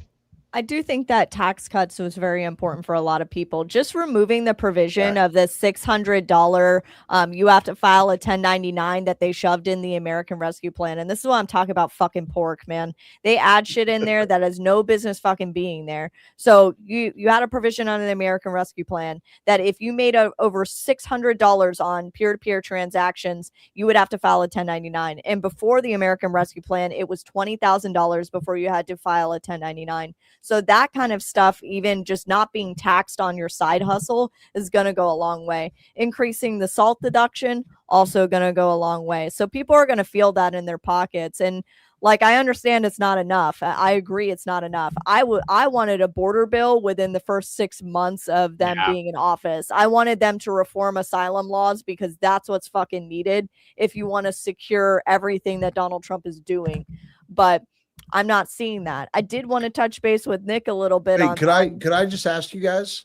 Go ahead. What is the one single thing you think the Republicans need to do to win the midterms? Pass legislation. No, not. I don't mean that as like a broad answer. Like actual action. The one thing they need to pass. The one thing they need to do. And I'm not talking about the Republicans. I'm talking about the Republicans in power. What do they need to do to motivate you to vote? Pass a border bill. They need to pass the border bill. They need to. I mean, there's a couple of things they could pass. They could stop the squatter rights shit on a federal level. The SAVE Act, yes. The SAVE Act is the biggest one. I'm sorry, it is the biggest one. We need to make sure voter. So wait, could you tell the chat? Required. Could you tell the chat what the SAVE Act does? Yeah, it requires a proper form of voter ID. That's just to dumb it down to the smallest can I ask denominator. Though? So how, like, because I'm curious too. How does federal law tell states, because states administrate the election for their own state? Yeah, not for federal elections. No, I got you. So what effect would that have? Well, we would see, people not ever being able to actually vote when they're not supposed to vote. It's that simple. That doesn't matter though. Well, if you pass a federal law, it doesn't change the state regulation of an election. It absolutely does when it pertains to federal elections. Absolutely, it does. No, that doesn't though. Because our Constitution gives the power to the states to regulate even federal elections. So if a state doesn't want to have voter ID, there's nothing the federal government can do. Only when it pertains to their own elections within their state, not when it pertains to federal elections. No, that's not how it's written in the Constitution. It is. No, it's not. So you're telling me that a state at any point of time, they can say, you know what, anyone can vote in federal elections. Federal elections, there is no federal law you can pass that will enforce the way a state does elections. Yes, when it pertains to state elections. Doesn't matter. Federal elections. Yes, it does. What you're going to do, places like California would just outright allow and openly allow illegals to vote in federal elections. No, that would be a violation of the Constitution. As much as I love the conversation, I gotta get home. I got a little one that's acting up, so I gotta go. All good. Tap in and give the wife some relief. But no, thanks for having me, guys. I think Millie, you're on mute, by the way. Oh, thank you. Much love, Mideast. I hope you have a great night, and thanks for hanging out with us. Great podcast. Hope you have a good one. Thanks for coming up, Mideast, man. Godspeed to you, brother. All right, later. Okay. I want to touch base on this, okay? Because the Supremacy Clause, which is Article 6 of the Constitution, is very clear. It is the Constitution and federal law. Not the Constitution being completely over federal law. It says Constitution and federal law is the supreme law of the land. It does not matter. The 10th Amendment does not supersede federal law. So I could pass a federal bill about fucking anything and all states have to comply no matter what. I disagree completely. I think they're going to lose. The Constitution very much supersedes federal law. Okay, because so if you pass in the supremacy clause of the Constitution. Because if you pass a federal law that is in contradiction to the Constitution wins 10 times out of 10. It depends because we have two-way laws that have been restricted. Never depends. It does. It depends on the judges, which is why Republicans should maintain the fucking court system. You cannot pass a law in contradiction of the Constitution. Why do we have pew-pew restrictions then? Because it didn't violate the Constitution. It does. Shall not be infringed is pretty clear. What about the Patriot Act? It violates what, the Fourth and the Fifth, Fourth and Fifth Amendment. There's many things that violate the Constitution. It just depends on how they can argue if it does or doesn't, but it absolutely does. Again, elections are given to the states, even if it's a federal election. No, it's not. It is not. No, it's not. You cannot pass otherwise all the nationwide voter ID. Illegals. No, if that were true, the states would allow all their illegal immigrants just to vote in federal elections. Here's what's going to happen right out the gate. You're going to pass let's say Congress did pass the SAVE Act and say we're going to do this. Here's what's going to happen. We're going to have constitutional challenges through the midterms, so it won't matter. What part of the Constitution is this laid out? In the election? God. I have the Constitution here. I think it's in Article 1, Section 4. Well, is that the Quran? Make sure you got the right No, this one's the one I don't wrap in bacon on my off time. Oh my God. That's crazy. That's crazy. I don't do that. Please don't Allahu Akbar me. All right, so I think it's this one. I never heard Allahu Akbar used as like a verb. That's crazy. It's Article 1, Section 4, Clause 1. Yeah, I'm reading it, douche. I'm sorry, my bad. The times, places, and manner of holding elections for senators and representatives shall be prescribed in each state by the legislature thereof, but the Congress may at any time by law make or alter such regulations except as to places choosing senators. Yeah, dude, you got fucking cooked, dude. Absolutely. It's 100% constitutional. Listen, I don't mean to cook you, but I love you. I'm not my point is that we are how far are we out from midterm elections? 11 months? November. Yeah. So let's call it 10 months. When this case, say they pass it tomorrow, how long do you think the challenges to it last? What they would instantly lose. I mean, it's very cut and dry what the Constitution says that they can pass any law to regulate it. Hold on. I'm asking how long the court case takes. Yeah, not how long the fucking 6 months. logic takes. The Democrats good. So 6 months. Good. So that means we have until June for the Republicans to pass this before it's challenged in court and goes through the midterms before it's effective. It depends if there's emergency motion that gets brought up to the Supreme Court. They can actually get it there quicker if they need to. And the Supreme Court would absolutely fucking prioritize that. Yeah. I get it. It's possible. But I don't see, because here's the thing. If you have blackpilling right now, Owen, come on, man. No, if you be a positive poly, Owen. Conservatives debating amongst hold themselves. on, wait. I'll ask straight out. Sure. What has Congress done to give you confidence in them? I guess I'm just there's a few things, but I just want to say, like, there's a lot that they've given me very little confidence on, so I will give you some benefit there. But I'm a glass half full kind of guy, despite the fact I got that you. You're an optimist. You're an optimist. I am an optimist, 100%. I'm a very realist. I'm not. I agree with you that Congress needs to do more, but I am also voting for an administration, and that administration has given me a lot of confidence. I agree with you. Judges, also what they've done with the border, although I'm 100% with Millie. I think for me, number one is the border bill. Very close. Number two, if not tied with number one, is definitely the SAVE Act. I think those are very important. But that administration is giving me confidence over anyone that the Democrats will put up. 100%. And I just want to say, Nick, when it comes to the executive branch, the administration, I give them an A- through the first year. The only reason I say minus is because You're nicer than Donald me. Trump is like a guy playing a video game that keeps doing side quests, and I'm like, I'd stick like to to. the main I'd shit, like right? to see Like, a little bit more deportations. I especially got in you. the I Somali got you. community, But here's the reality. So the administration, I think he's crushing it. Congress, I give an F. Right. So this is not a doubt of the administration. I think Trump is crushing it because all Donald Trump has ever done since he got elected is do exactly what he said he was going to do, which is all I can expect from a politician. If you do what you say you're going to do, I don't love you. My problem is that in Congress, Real conservatives don't want Congress passing a shit ton of bills because I don't want them passing a limited, bunch. Smaller government. So I agree with you that some conservatives might take to the voting poll, but I don't think it's as big as you think it is. So I would like to touch base on what I think Congress is doing, and that starts with the oversight hearings. You would never know about all of the shit that Joe Biden's administration did if they didn't expose that shit. If they didn't go subpoena all the records from AT&T, if they didn't subpoena everything that Jack Smith was doing with Judge Boasberg, you would never know the amount of corruption that happened under the Biden administration. You would never know that Biden's administration pressured Google, Meta, Facebook, Instagram, all of those platforms. We would never know that if it wasn't for the oversight hearings that the Republicans were doing in Congress. We wouldn't know about the fire aid fraud. No, you wouldn't be getting hearings about the Minnesota fraud either. You wouldn't have none of that. I'm with you 100%. And how many people were prosecuted from all those hearings? Well, that's a failure of Pam Bondi. That's not what I asked you. What I Yeah, asked Congress you was, can't prosecute. no, hold on.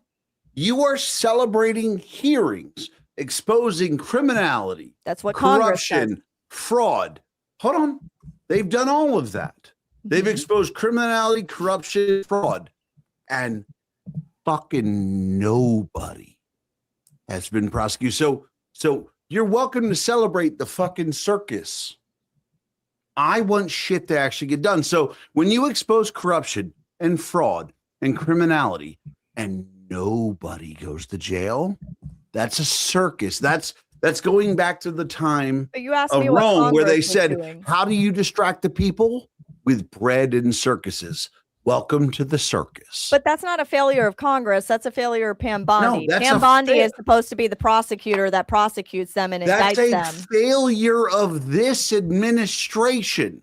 Because failure who of Pam has? Bondi. Because you're right. Yeah, but you asked her about Congress. You asked me about but Congress. not just about Congress. Why?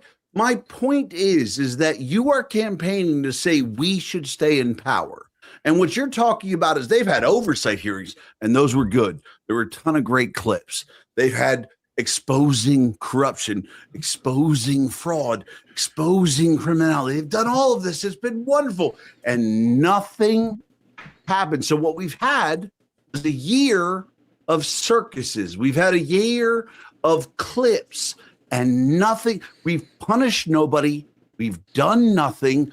Nothing has changed other than we had something on C-SPAN to clip. I'm sorry, if you think C-SPAN clips are the reason I should vote for you, get fucked. I do agree with you on that. I want to see actual perp walks. I want to see handcuffs. I want to see the whole I agree nine. too. I agree with you on that 100%. I've been the loudest on TikTok about Pam fucking Bondi. You can No, come let to me my ask app you. once a day and I've hear been me louder. say. Let me I don't ask know. you. I Let me ask you, Millie. on that. Millie, have the hearings exposed criminality? Yes. Yes, cool. Then here's the thing. That's even worse because you recognize the hearings have exposed criminality. You can see the criminals in our midst that we have in office. And none of them, not only are they not going to jail, none of them are being prosecuted. So here's the thing. If you want me to feel happy or feel excited by the fact that our government is exposing criminals and not prosecuting them, go fuck yourself. I'm sorry. The fact that you exposed criminality and didn't prosecute it, that's worse. I've been the loudest about Pam Bondi needing to be fired. I don't know what Trump is doing in Travis- regards to not firing her, because I think every fucking conservative would say, hey, what's your biggest issue with this administration? It's going to immediately be there's no fucking indictments. Bro, There's I was no thinking that about indictments for this. anybody who had done all of this corruption over the last 4 years. No fucking indictments. I even got said those starting words. off in this live that if I was fucking president and I was the fucking AG, that I would have Donald Trump invoke the Insurrection Act. I would show up with 3 fucking large ass buses and start zip tying and prosecuting every single one of these people for domestic terrorism. I love it because when she it talks did not dirty. stop the J6ers. 300 J6ers were prosecuted for fucking trespassing and seditious conspiracy. They went to fucking jail for assaulting officers.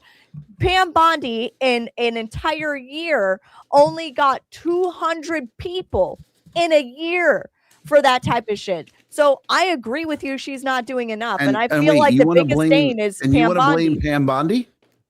She is for fucking sure 100% the reason. Who Yeah. appointed her? 100%. Who appointed her? Donald Trump, and I think it's his Who biggest confirmed her? failure. Stuff. That's a disingenuous point, dude. I get it. I get Congress. it. So But no, no, Matt the reality Gaetz was is- originally up for guys, that like, position. guys, though. I'm responsible here's my always for the point. fuck ups. No, like the reality is that when you blame Pam Bondi for something, right? You say Pam Bondi needs to prosecute these people, and they don't. And we roll into the midterms. Pam Bondi's still our AG. President appointed her. Congress confirmed her. So when we I would be happier have Pam Bondi never exposed any of the criminal activity, because the fact that she exposed it and didn't fucking prosecute She didn't anyone. expose anything. No, the but- FBI did. The No, oversight but committee did. the reality is that it's Yeah, but been dude. exposed. We can see the criminal shit, and we're not prosecuting it. Yes. How What could is you the, all say? right? We're going off in circles. What is your overall argument? Like I think we all agree with We some all of these agree. things, We but do like, agree with what is this. your actual argument? The argument is, what has the Republican Party in power, in control of the House, in control of the Senate, in control of the executive branch, in control of the Justice Department? Judges, What? judges in the Ninth Circuit, Right. border. There are 0 illegal immigrants crossing the border, right? There are high-end borders. Dude, you're asking for shit. No, but that- here's why. You're This is the asking for black what economy. they've done. No, What no. we are right. I'll the tell you why. economy, All they what did was you're asking enforce for- law. This is okay, got it, and that's great. What your actual argument is, OM, and I love you, man, but your actual argument right now is essentially they need to do better. Everyone agrees with that. Yes. But you're asking us questions that do not match your argument. Your questions about what has Congress done, Millie answered that. Your questions about what has this administration done, I've answered that. I know what the administration's done. Right. My- And so my what you're point saying is- is that they need to do No, more. They need to It's- fire Pam it's not, Bondi. it's not about that. My point is, if you're because for the midterms, you need to inspire people to vote. You need to give them a reason to put you back in office, like you've done something.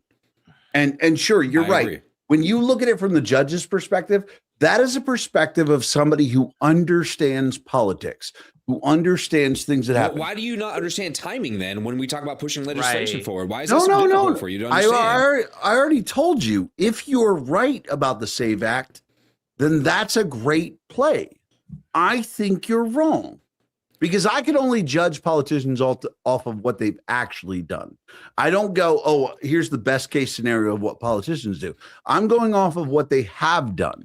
And Nick is 1,000% right.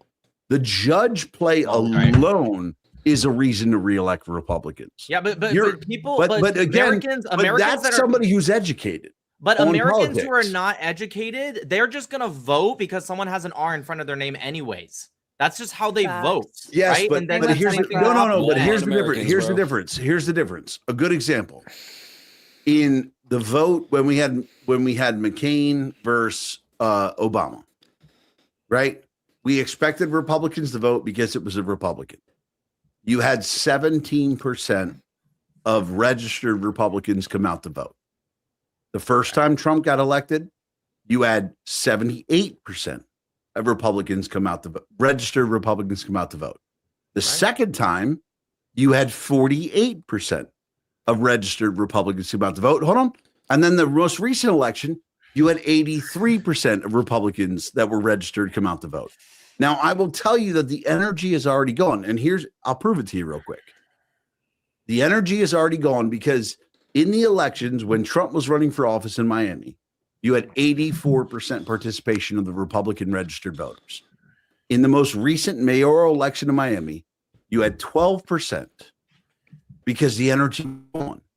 So the reality is that the energy is gone and it has to be reignited by action. It cannot be you're Republican, you need to vote against the Democrat, because that we know that doesn't work. I disagree. I think that the Miami situation was the fact that nobody knew that special election was happening. And I think really quiet. The biggest Super problem, the biggest problem with Republicans and their voter base in period is that they only show up every 4 years. Okay. Yeah, They say I fuck highlighted off this. midterms, Yeah. fuck True. off special Yeah, elections, this is fuck true. off This is local true. elections. I won't argue At the that. very beginning of this podcast. I'll tell you right now what Democrats are doing. They're all sitting there in like 5 different Reddit Yeah, chats going, 100%. yep, this election's next. We're all going to fucking line up. Make sure you grab all your fucking Somalis and your Afghanis. And we're going to go down there and we're going to for everyone to fucking vote because nobody's going to I'm investigate. on my way, this Habibi. And nobody's going to get indicted. Like Nobody's that's investigating what that. it fucking is. This is bro. here's Millie's what I 100% want. correct. No, She's that's absolutely true, correct. and we did highlight this. And what I want to see from the conservative, not Donald Trump, not this administration, not even Republicans, from conservatives, what I want to see that I think we're pulling away from in America that has led to a culture like what Millie just pointed out. I want to go back to the nuclear family, stop demonizing the nuclear family, start getting rid of abortions and stuff like that, and go back to a base of Keep conservative values. Yeah. Yes, breed more. Breathe harder. But can I ask you guys? Can I ask you guys a question? Who is the No. RNC chair? Anybody? Nobody knows. RNC the secret. chair. It's I know Joe his name, but Grutters, okay? Yeah. Nobody knows who the fuck this man is. He's the head of the RNC, okay? So on top of the fact that the biggest Achilles heel of this party has always been the AG with Trump's administration. It was Jeff Sessions, it was Bill Barr, now it's Pam Bondi. It's always been the Achilles heel of Donald Trump's administration. It's just the lack of fucking prosecutions. But I also think the RNC chair is fucking night. I don't even see this man out on national television. He's the RNC chair. well, All right, who's real the quick. DNC chair right now? You gotta bounce. I'm sure my live wants me to get into arguing with Muslims and pro-Palis and talk about, I'm sure they're going to want to bring this up. So I'm going to get back to my normal live. I love the conversation. This is normally when I would drop OM anyways, and he starts slaying his word and yelling at me. And I text him, I love you. I ask him every time I bring him up, and then I say, you know the rules. And the second he slurs one word, even if it's by accident, I just drop him. And then I text them, hey, love you, bro. No, this is a great chat, and I hope we can do this again sometime. And Absolutely. What do you think? What do you think, Nick, about maybe Yeah, go doing this like every 2 weeks or maybe once a month or yeah, something like I'm that? totally down. Yeah, I just even think this is needed. I think every 2 weeks is great. And even if like that means hey, this day I can't show up, but I'll show up to the next one. If we do them more often, I'll do as much as I can. I think it's great, especially the timing, because I can go right into my live. Perfect. Yeah, 'cause I think there needs to be a push on influence, and obviously it can't be Candace Owens. I'm glad to see her fall from grace. So Yeah, and hopefully we can also get like more like call to action. I think like we're bringing the problems out with this talk, and obviously we have some different opinions, which is great. And like, where can we, how does that call to action translate to real life? And I think that's something we can start pushing towards. focusing on special elections, being informative Absolutely. and letting people know when the next elections are. Speaking of which, Marjorie Taylor Greene's seat is up March 10th. Okay. Yes. Do we Coming know- up very do we know soon. who the Republican running for her seat is? They're No. not. They don't have Not one. yet. They're looking for one right I'll now. do it. I'll do it. So Oh, Joe, do it, Joe, do go it. move to Get out there. Georgia. Joe, go move to Georgia. First of all, I'm going to be real with you. To save this country, I am not willing to move to Georgia. Fuck yeah, off. facts. But listen, really quick, Nick, I want to Yeah. say, man, it's been an absolute honor talking to you. I don't know how I haven't really ran into you Because we do lives at the same time. Yeah, well, Because yeah, you it's don't, true. because you don't I- argue Israel.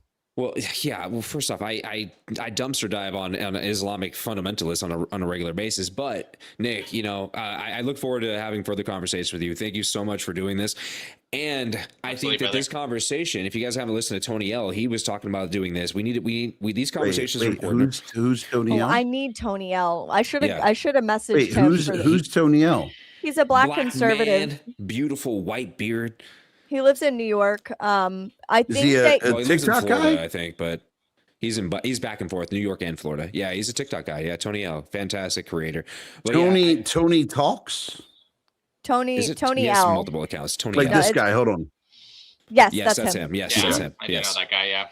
Yeah, All right, good. y'all. Good night, Nick. Have a great night. Thanks for See you guys hanging in out the- with us. Yo, See you guys in the next Godspeed one. on your endeavors, sir. Take care. Absolutely. Peace. Good night. But And no, like, then there was 3. But no, the reality is like but the reality is that Well, like that's way too close. What the fuck is you happening here, you man? somehow for Unreal, like you somehow managed to avoid like and this is not an insult of your life. Like What please did I don't avoid? take this as an insult, but you somehow, I don't know how your life does it, but you somehow managed to avoid the liberal intellectual. Like I you know. get They you come get up. functional fucking retards in your life.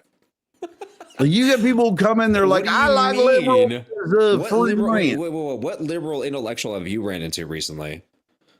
Go to Nick's live. Zero. Go to I Nick's haven't live. ran- You I get haven't ran into a single Nick- one in a while. Like this is the crazy thing about Nick's live, and it's the same thing with like Millie's live. Like Millie gets people who want to drill down on like deep economical topics and talk about numbers and do those I things. just did it yesterday with fucking tariffs and we talk about gas and eggs and beef and Yes, pork and but- chicken. I but wanted you to had- What do you debate Nick mean? on tariffs though, because I truly think that tariffs are actually a conservative economic standpoint. No, and tariffs are wonderful. laissez-faire trade is actually a classical liberal standpoint. So No, I wanted to touch and that's base. why but when maybe Nick another said day. he doesn't support tariffs, I was like, oh, I will debate you on that because All right, go ahead. I finish your literally spent my disparaging last comments. my Go life ahead. No, doing finish international your economics. disparaging comments really fast. Go ahead. No, it wasn't disparaging. The difference is that you somehow attract the fanatics It's of the people hilarious. who the people he who opens the don't door to chaos. like you and I don't think it's on you because like you're obviously a very brilliant person, but your lives, I think you get a couple crazy people and the crazy people attract crazies.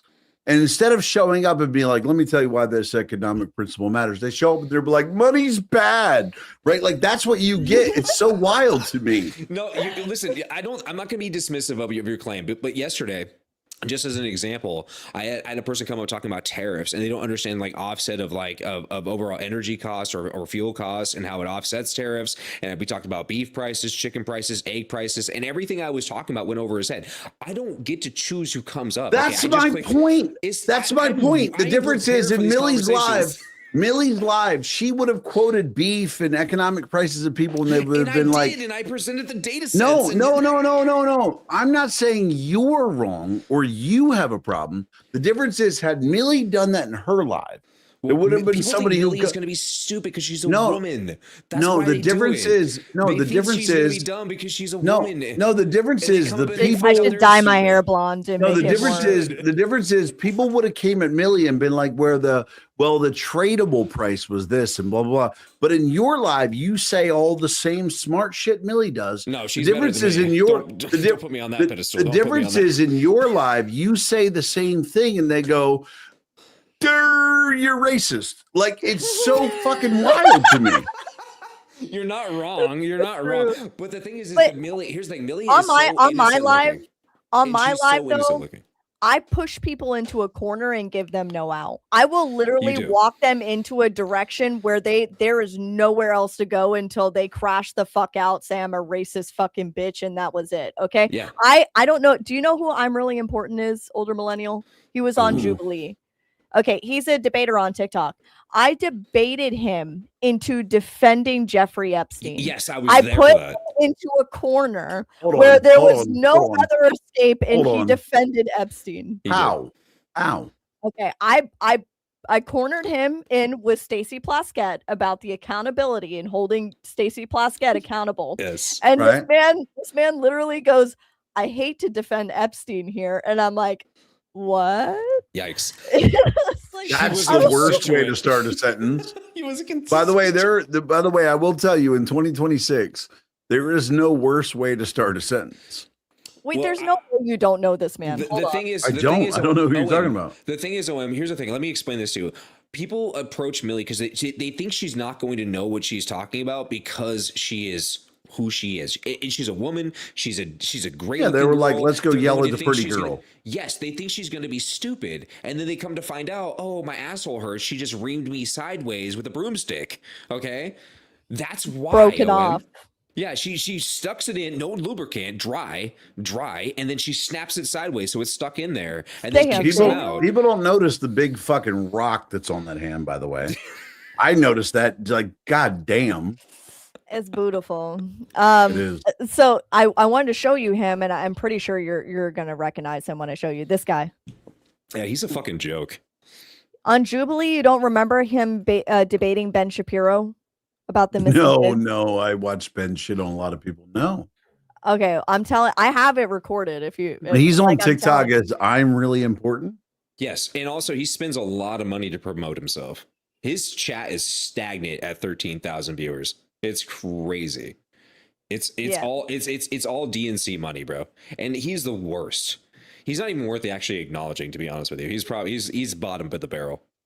He has 46,000 followers. And yet still pulls thousands and thousands of viewers. Again, Well, I mean, I'm gonna be real with it's you. all fucking bots. The guy has He- the intellect It of looks a fucking like turtle. it looks like he averages about 18,000 views. Right, that's on his static videos. This I'm talking man about his has lives. interviewed politicians. Yes, because again, it's all bought and paid for. This isn't organic. It's I the can tell you same right as now, Harry and Parker and Dean. They have people s- just lined up politician wise to interview. Yeah, Well, I can tell and you it's- about Harry, promotion Parker, and pays. Dean that they have the original. So TikTok used to do a program where an organization could pay to make sure you never got banned, you never got a violation.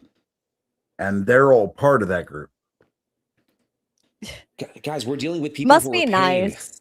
We're wish. dealing with people who have or being literally paid. They're not they themselves aren't paying it, but they're paying for promotion. They're boosting everything. Has either of you ever paid for boosting your content? No. No, Somebody suggested me to do it. I never even knew what it was, and because they were like, "Oh, just hit the promo button," and then I hit the promo button. I was like, "Wait, this is like paying to get pushed to the FYP," and they're like, I "Yeah," and I'm like, do "Nah, want I to wanna point be out. To win. There's a pay to win. I Yeah. do want to point out though that for like the last 3 months, I've had my pay cut drastically on TikTok. You think that's by design? No, but I do have to say that this month is not included. Well, good for you, brother. Godspeed. You're Like by the way, and here's the thing: I made a video 3 days ago I saw that. I was saying about that to mention TikTok doesn't know you a fucking cent, and now I'm balling out. So like, I just want to say that if that happened, thank you, TikTok. Also, Well, while you're doing great on TikTok, I'm getting fucked by TikTok because I can't keep my lives up for more than fucking 3 days. yeah, I'm going through that as well. And OM, you're not helping me out sometimes, bro. Listen, your contact needs to be my contact at this fucking point, bro. This Right? is crazy. Yes. Here's the thing. And it Here's wasn't the even thing. your fault, actually. It If wasn't Give you us guys, names. if you guys need help with TikTok, tell me what's going on. Provide me evidence of what's going on, and I can send it because my contact is the U.S. head of policy. And here's the funny thing, just for conservatives to know. So when I had my meeting with TikTok, I met the U.S. head of policy, very liberal woman, and I met the global head of policy, who is an extremely conservative guy. Like I talked with him for probably an hour, and I'll tell you this guy has this is the global head of policy for TikTok. This is a guy who has worked for every single Republican campaign for president since Reagan. Like, this is a super Republican. Like, if you were going to be like, put the fucking R shield on somebody, it would be this dude. And when I talked to him about conservative suppression and things like that, he told me, he goes, here's the reality. He said, it's not at our level. He's like, if conservatives are being suppressed, We don't see it. It's not a policy of ours. He's like, could there be local moderators that are trying to shut down your content? He said, absolutely.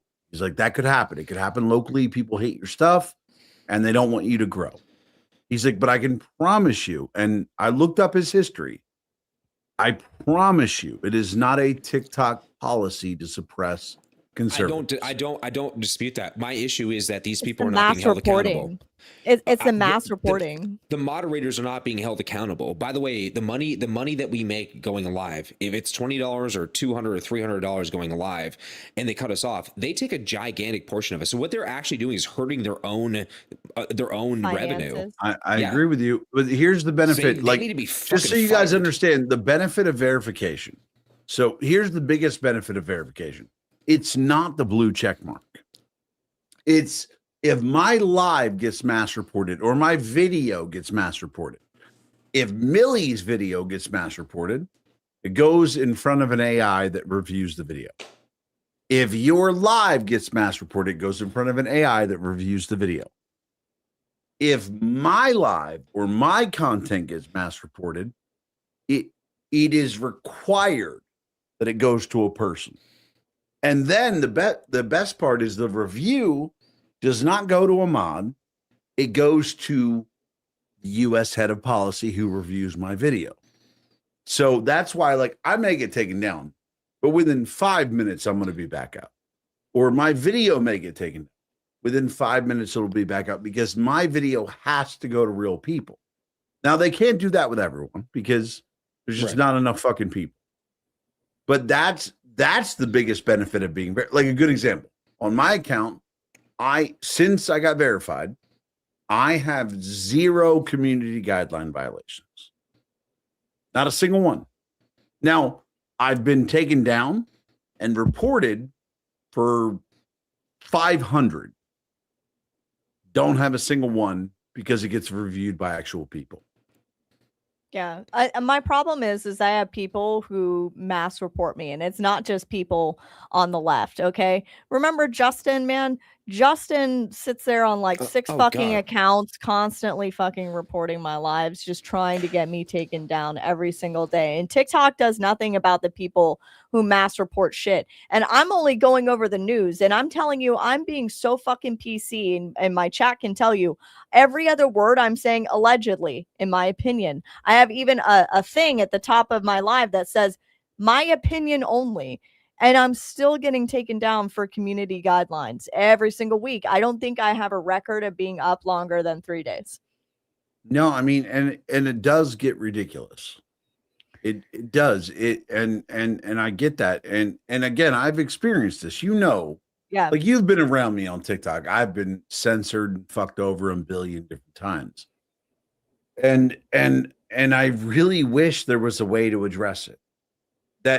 That was actually enforceable, but there isn't, because like when we get, like, the way they look at it is this: somebody comes on live and does pedo content, right? We need it taken down.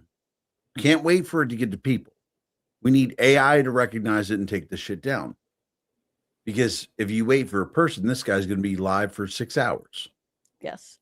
Right. And they apply the same thing to everything. It's not a perfect process. And just to be clear, I ain't fucking defending TikTok because I'm on my 68th account. This shit is not defending TikTok.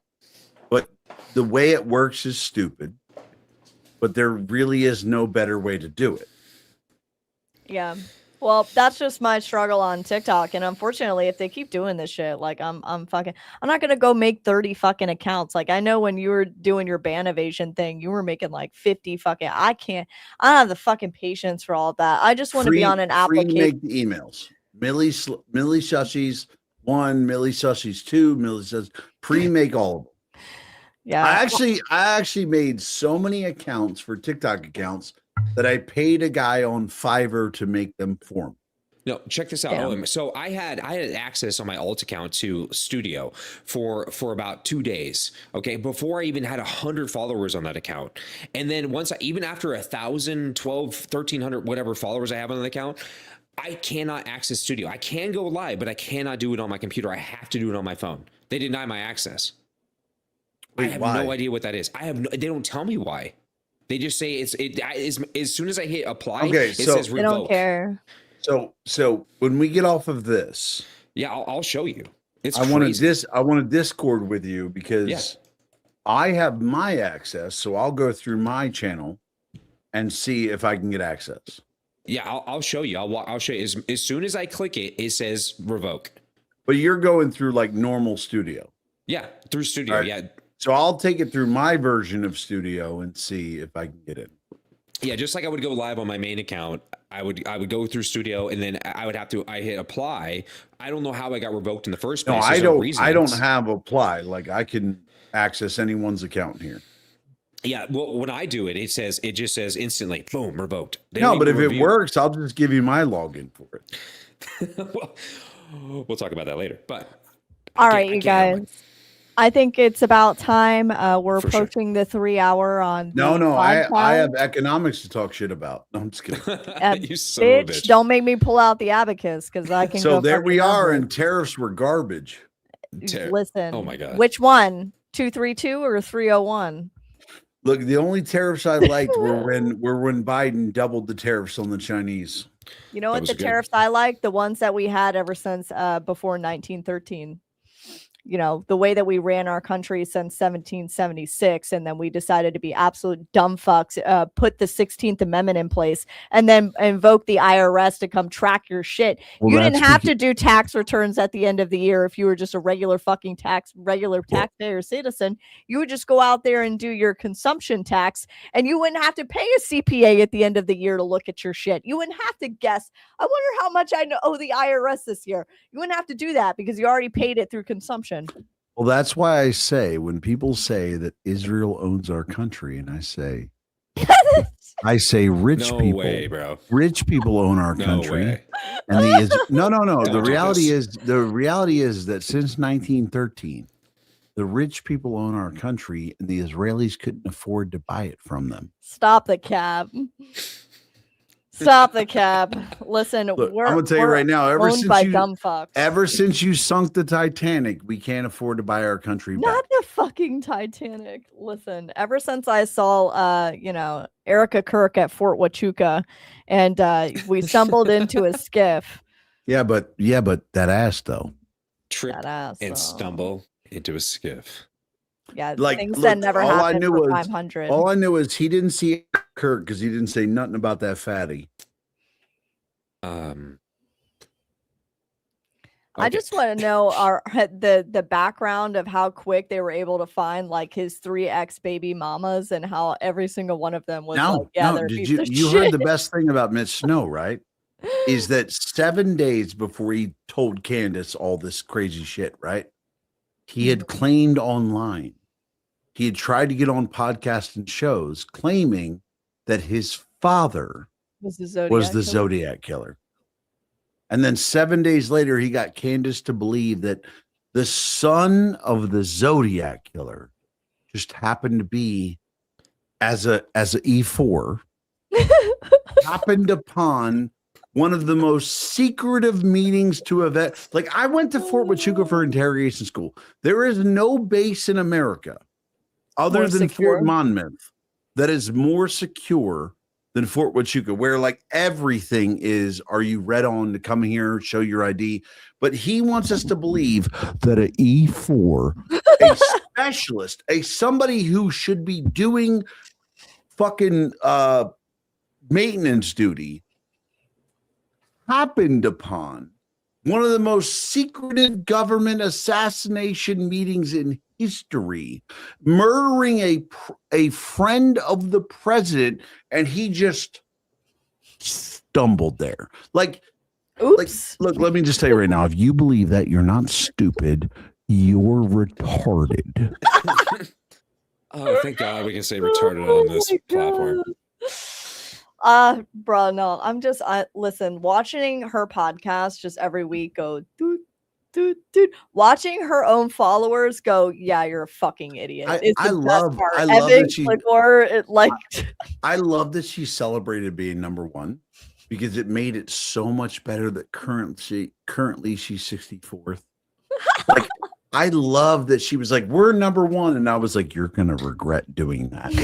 She was like, we're number That's one. And I was crazy. like, you're right. You're number one. This is the third time she's been number one. The first time she was number one Number one thought. was Amber Heard trial. Second time she was number one was Macron. This is her Macron. third time being number Popping out of one the with Charlie manhole. Kirk. And now she's back to 64th. And I was like, I'm so happy that you celebrated being number one. I'm so thrilled she did that. I'm never going to forget her interview with the half-baked fucking CNN. Like, I would love to debate Candace. Can I I ask would you a just question love to debate her. about that? Go ahead. So you saw that same lady's interview with Tim Dillon, Mm-hmm. right? Now I have to ask, is she high or is she fucking Slow? retarded? I think she's just slow. I think she's probably half baked, a little bit of both. Like she probably got high, lost some brain cells, and then that's the result. No, she of- saw dollar signs. It's that simple. She saw dollar No, signs. no, not her. We're talking about the girl We're interview. talking about the interview interviewer. girl. Oh, interview girl. Because like Oh, when her- she oh. interviewed Tim Dillon, she was like, "Oh, you know." And then when she interviewed Candace, Candace just said some shit in her half stoned, half retarded state. She goes, "I thought it was text." And then And it was like, is she high or is she slow? Like, does she have a touch of the tism? Like, what's going on here? Millie, I want to point out that we have reached over 1,000 subs. So Are we thank there you. yet? We have I- broke 1,000 subs, and 3 people disliked this live stream. Fuck you, 3 people. By the way, if you dislike the live stream, I hope you get punched in the clitoris. Hold on. I have this for us. Well, here's the thing. I think we finally got monetized, which is great. I'll be working on making. Oh, some congrats! You short- got monetized on YouTube. Yeah, I think- we got I think monetized probably and stickers. today, We have stickers yeah. now. We have stickers and we have AdSense. So AdSense, you have to go through that whole process, Millie. So have fun with that. That shit sucks. Lovely. Let me see. Hold on Let me, one. let me see your live. Hold on. I'll tell you whether or not you got that. Let's see. While you're doing that, I have, of course, the best clip. I would love to debate Candace because I feel like if she would ever never. she She would went up never. against somebody who would aggressively debate her, I think she would fall apart. Oh, you I brought think- her up. I think she would fall apart. Like just pushing her into a Oh. corner. Although I think she'd just be a screamer and scream over you. Like I get that crash out vibe from her. Charlie Kirk was betrayed by someone close to him. What do you mean? I think that in the coming weeks, there's going to be a lot of financial reports that are coming out. And I, first and foremost, do not believe that Tyler Robinson killed Charlie Kirk. I want to be very clear on that. Whether he was involved, I think the answer is yes. I think that's obvious. And your basis for saying he didn't act alone is what? I don't know, maybe the weird Fed messages that were concocted out of thin air that had no timestamp and were written like they were speaking in 1822, among other things. Their lack of an ability to answer any basic questions about what took But place. do you have any proof that the messages were made up? Because that would be easily proven. Yeah, but they didn't put timestamps on them, and Discord came out and said they didn't exist. This was supposedly text messages, not Discord messages. It's my understanding from the indictment. I Did you read actually it? did not read that they were text messages. ... Read the indictment. Maybe actually fucking read it, you dumb bitch. That was the most damning statement she made when she said, "I didn't read that they were text messages." We were like, "Well, that means you didn't read the indictment." She didn't read any of it. She didn't read shit. I just don't know an investigative reporter that would just not immediately read the indictment. And I did this many times in debating people on my lives who were supporting Candace. And I said, every time I have said something in absolute confidence in regards to a case like this, it's because I read the fucking court documents and I know them because I've read them.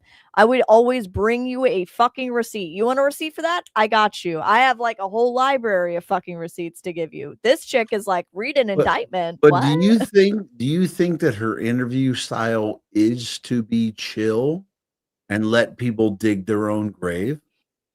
I think it's a soft approach. I mean, I've seen other CNN reporters that are much more aggressive in commentary.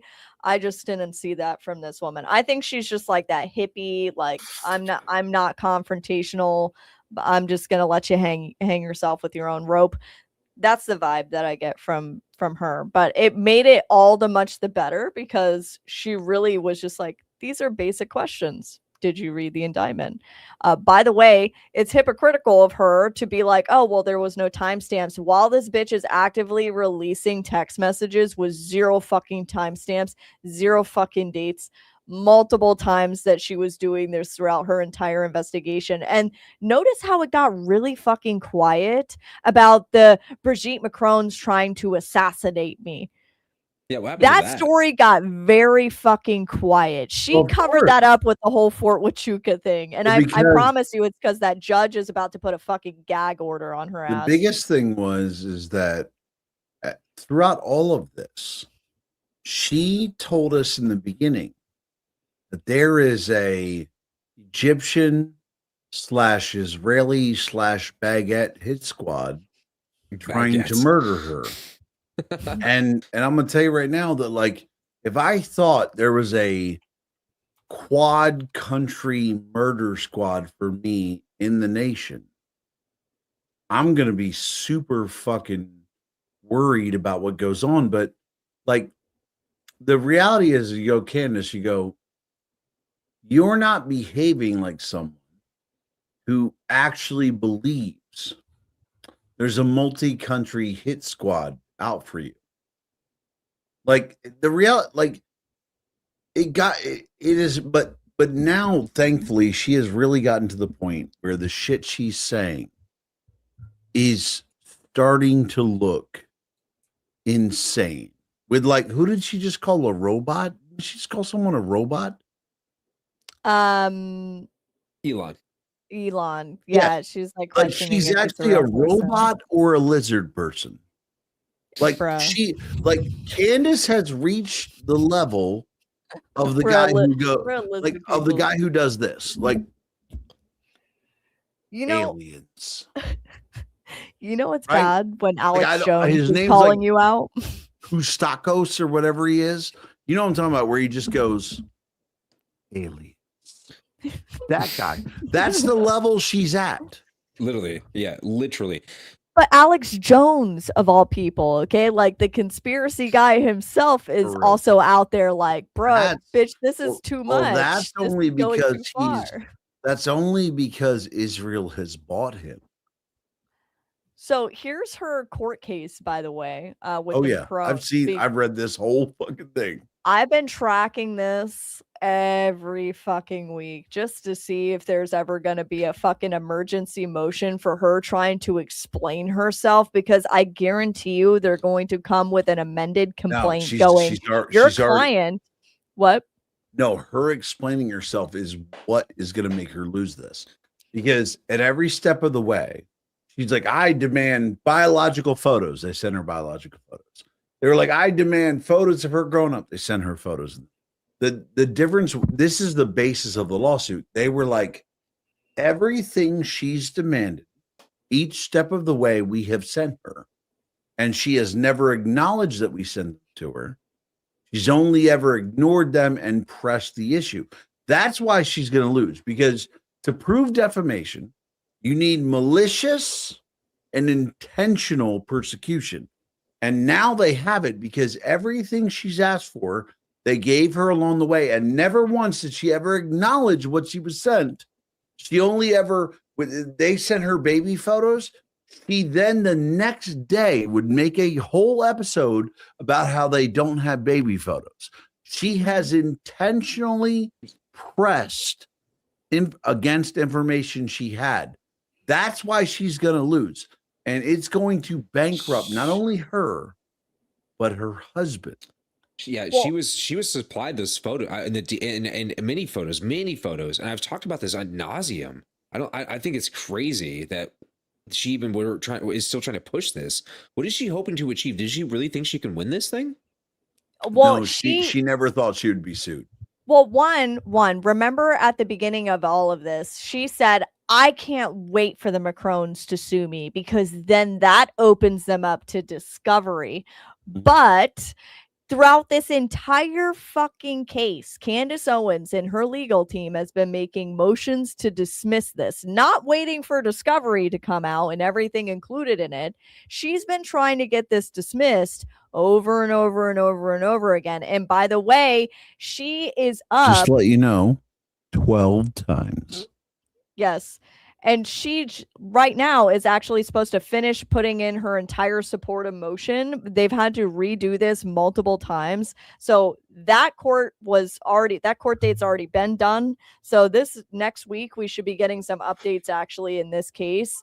But I guarantee you the Macrons are going to file an amended complaint going, oh, by the way, your client is saying that we have an international hit squad trying to kill her. And she's now alleging that we're out to murder her. So can we see the evidence for that as well? Because she's going to have to prove these things in order to be like, this isn't defamation. Like, You're gonna have to show I this in a lie. I got to give the Macrons credit. They gave her every opportunity to get out of this. They really did. Like she was like, I need this. They were like, here you go. Like they literally did. They gave her every opportunity to not get sued. And when here's the best part. She claims she's some poor woman getting sued. They're trying to sue to stop The Voice. When they sued her, the Macrons have a combined net worth of $7 million. Don't get me wrong, it's a lot of money. $7 million is a lot. However, they are suing a woman who her joint marital value is $152 million. So you have people. So the Macrons are the small fry here. They have $7 million, and they are suing somebody worth $152 million. And the worst part is that her unless there was some, because like obviously her marriage is fake. She married a gay dude who got her who turkey basted her to 4 kids and made her children. But this gay dude is about to pay out. Her gay husband is about to pay out his ass for this. She's going to lose badly because like the Macrons were honest about it. They were like, here's the email where she said, we want photos. We sent her photos. She said, we want birth records. We sent her birth records. She said she wanted biological records. We sent her biological records. And then they attached in the lawsuit, if you actually read the full lawsuit, they have, this was what she requested. This is what we sent. And then they include a video of her new episode the next day talking shit directly about how they didn't send what she asked. And they were like, she intentionally took what we said, pretended we didn't send it to her, and complained about it. He is going to lose. Like, this is the most obvious case of defamation ever. Yes. And it's going to be a huge embarrassment for her when this is finally done. And I guarantee you this will probably end with a settlement. If I'm going to be honest, she'll probably settle this quietly and hope that her following. She's going to pay the Macrons about $50 million. But here's the thing. If the Macrons are smart, what they're going to say is, no matter what you settle with, we need an admission of wrongdoing. So much that she's already had to walk back. But and just to be clear, I want to ask everybody. I'm trying to walk back to my bed at this point, so let's wait. quick. Hold on, wait. Just to be clear with Macron, let's just say Candace was 100% right. Let's just say everything she said is 100% right. Let's say that Macron's wife is actually a man. Mm-hmm. And Macron is gay as fuck. He's banging a dude, right? Like that Macron's wife whips out a dick and fucks him every night. Here's the question.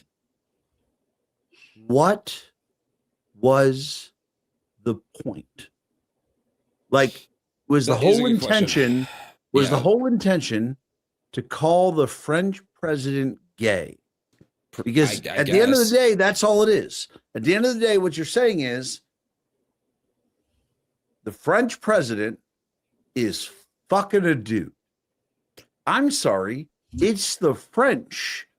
They don't care. Yeah, they don't. They don't care. So like say she's right. Who fucking cares? No one. I think she was looking for a story because during that time that this started, she was at Daily Wire. And so she was looking for a story because she's fucking brainless and can't go find something to actually report on. And she's like, I know. I'll just, for clicks, I'll just say that Brigitte Macron is a fucking dude. She has a fucking penis. And I'm going to go look into the entire backstory of Brigitte Macron. And for some reason, people tuned in and listened to that shit. And then she ran out of shit until Charlie Kirk died. And then she stand on Charlie Kirk's fucking grave, shitting all over everything that Charlie Kirk ever fucking loved. It was the most disgraceful thing I've ever seen. I kind of wish Brigitte had just whipped out her dick and slapped it on the table and been like, who cares? Yeah, again, the table, well, slap her in the fucking face with it. You want to see my cock? Here it is. Guys, people like sensationalism. They like, especially women, ladies. I'm sorry, you guys watch those true crime murder mysteries. Okay, you eat this shit up. You love it. You love the question marks. Question marks get you off. Let's be fucking real here. Okay, you want the truth about that? There's nothing wrong with it. I'm just saying it's true. Yeah, but the reality is that at the end of the day, the argument is, did the president of France fuck a dude? Probably. And I got to tell you right now, I just don't care. I lived in Paris for 6 months. They don't care. I can tell you right now, if somebody's fucking a dude, like, people may have a problem with it in America. Sure, you may find those bigoted motherfuckers in France. They really don't care.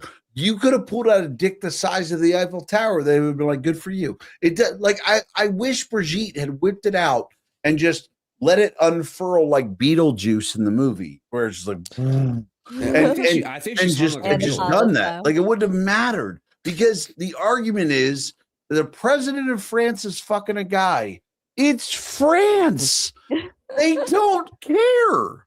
So really quick, I wanted to touch base on something on Realness. Now, I just want to say real quick, had you done the same thing in Saudi Arabia, it would have been a lot more interesting. 100%. So last thing before I go to bed, because you mentioned the true crime thing about, like, you don't understand why women watch it. I think women watch true crime for the reason that women are most likely to die in like homicides. And I think for some reason, like, women think like, hey, maybe if I watch enough of this, I'll figure out what went wrong. And then so I won't get fucking brutally chopped in and dismembered and shit like that. The second reason that people watch true crime and women watch true crime is Forensic Files, the narrator on that shit. I could sleep to his fucking voice. I don't know what it is. And then she entered the room. Oh, wait. Yeah, lady. Oh, no, wait. I'm going to be real with you, ladies. Ladies, here's why you watch it. Because women like. No way. Don't do it. Don't do it, OM. Don't do it. Don't. You know what? dare. You know what? You He's like already there. You know what? You He's know what? already You know what? there. You know what? Women like it. Women like it for everything Millie said. Okay. Thank you. Okay, Thank okay, you. That's a very smart move. I appreciate that. There you go. There you go. There you go. All right. With that, let's end the podcast. It was a great night tonight. Thank you all for joining us at Red Rover Republic Podcast with your co-host, Unrealness. Stop. Older millennial. Stop it. Both of you quit. Both of you quit. I'm dialed in. I'm dialed in. I'm dialed in. All right. Thank you for joining us on the Red Rover Republic podcast with our co-host Unrealness. Make sure you follow him on TikTok. Also, our co-host Older Millennial. Stop. Also follow Older Millennial on TikTok if you haven't already, and on YouTube. Make sure you follow this channel as well if you want to keep up with the shenanigans. Like and follow and comment. Thank you so much. And thank you for joining us, Joe. It's been a great night. Joe, it's been. I hope to see you soon on this stream. Absolute pleasure. All right, It's been guys. amazing. Good Thank night. you guys. Have a great day. Later.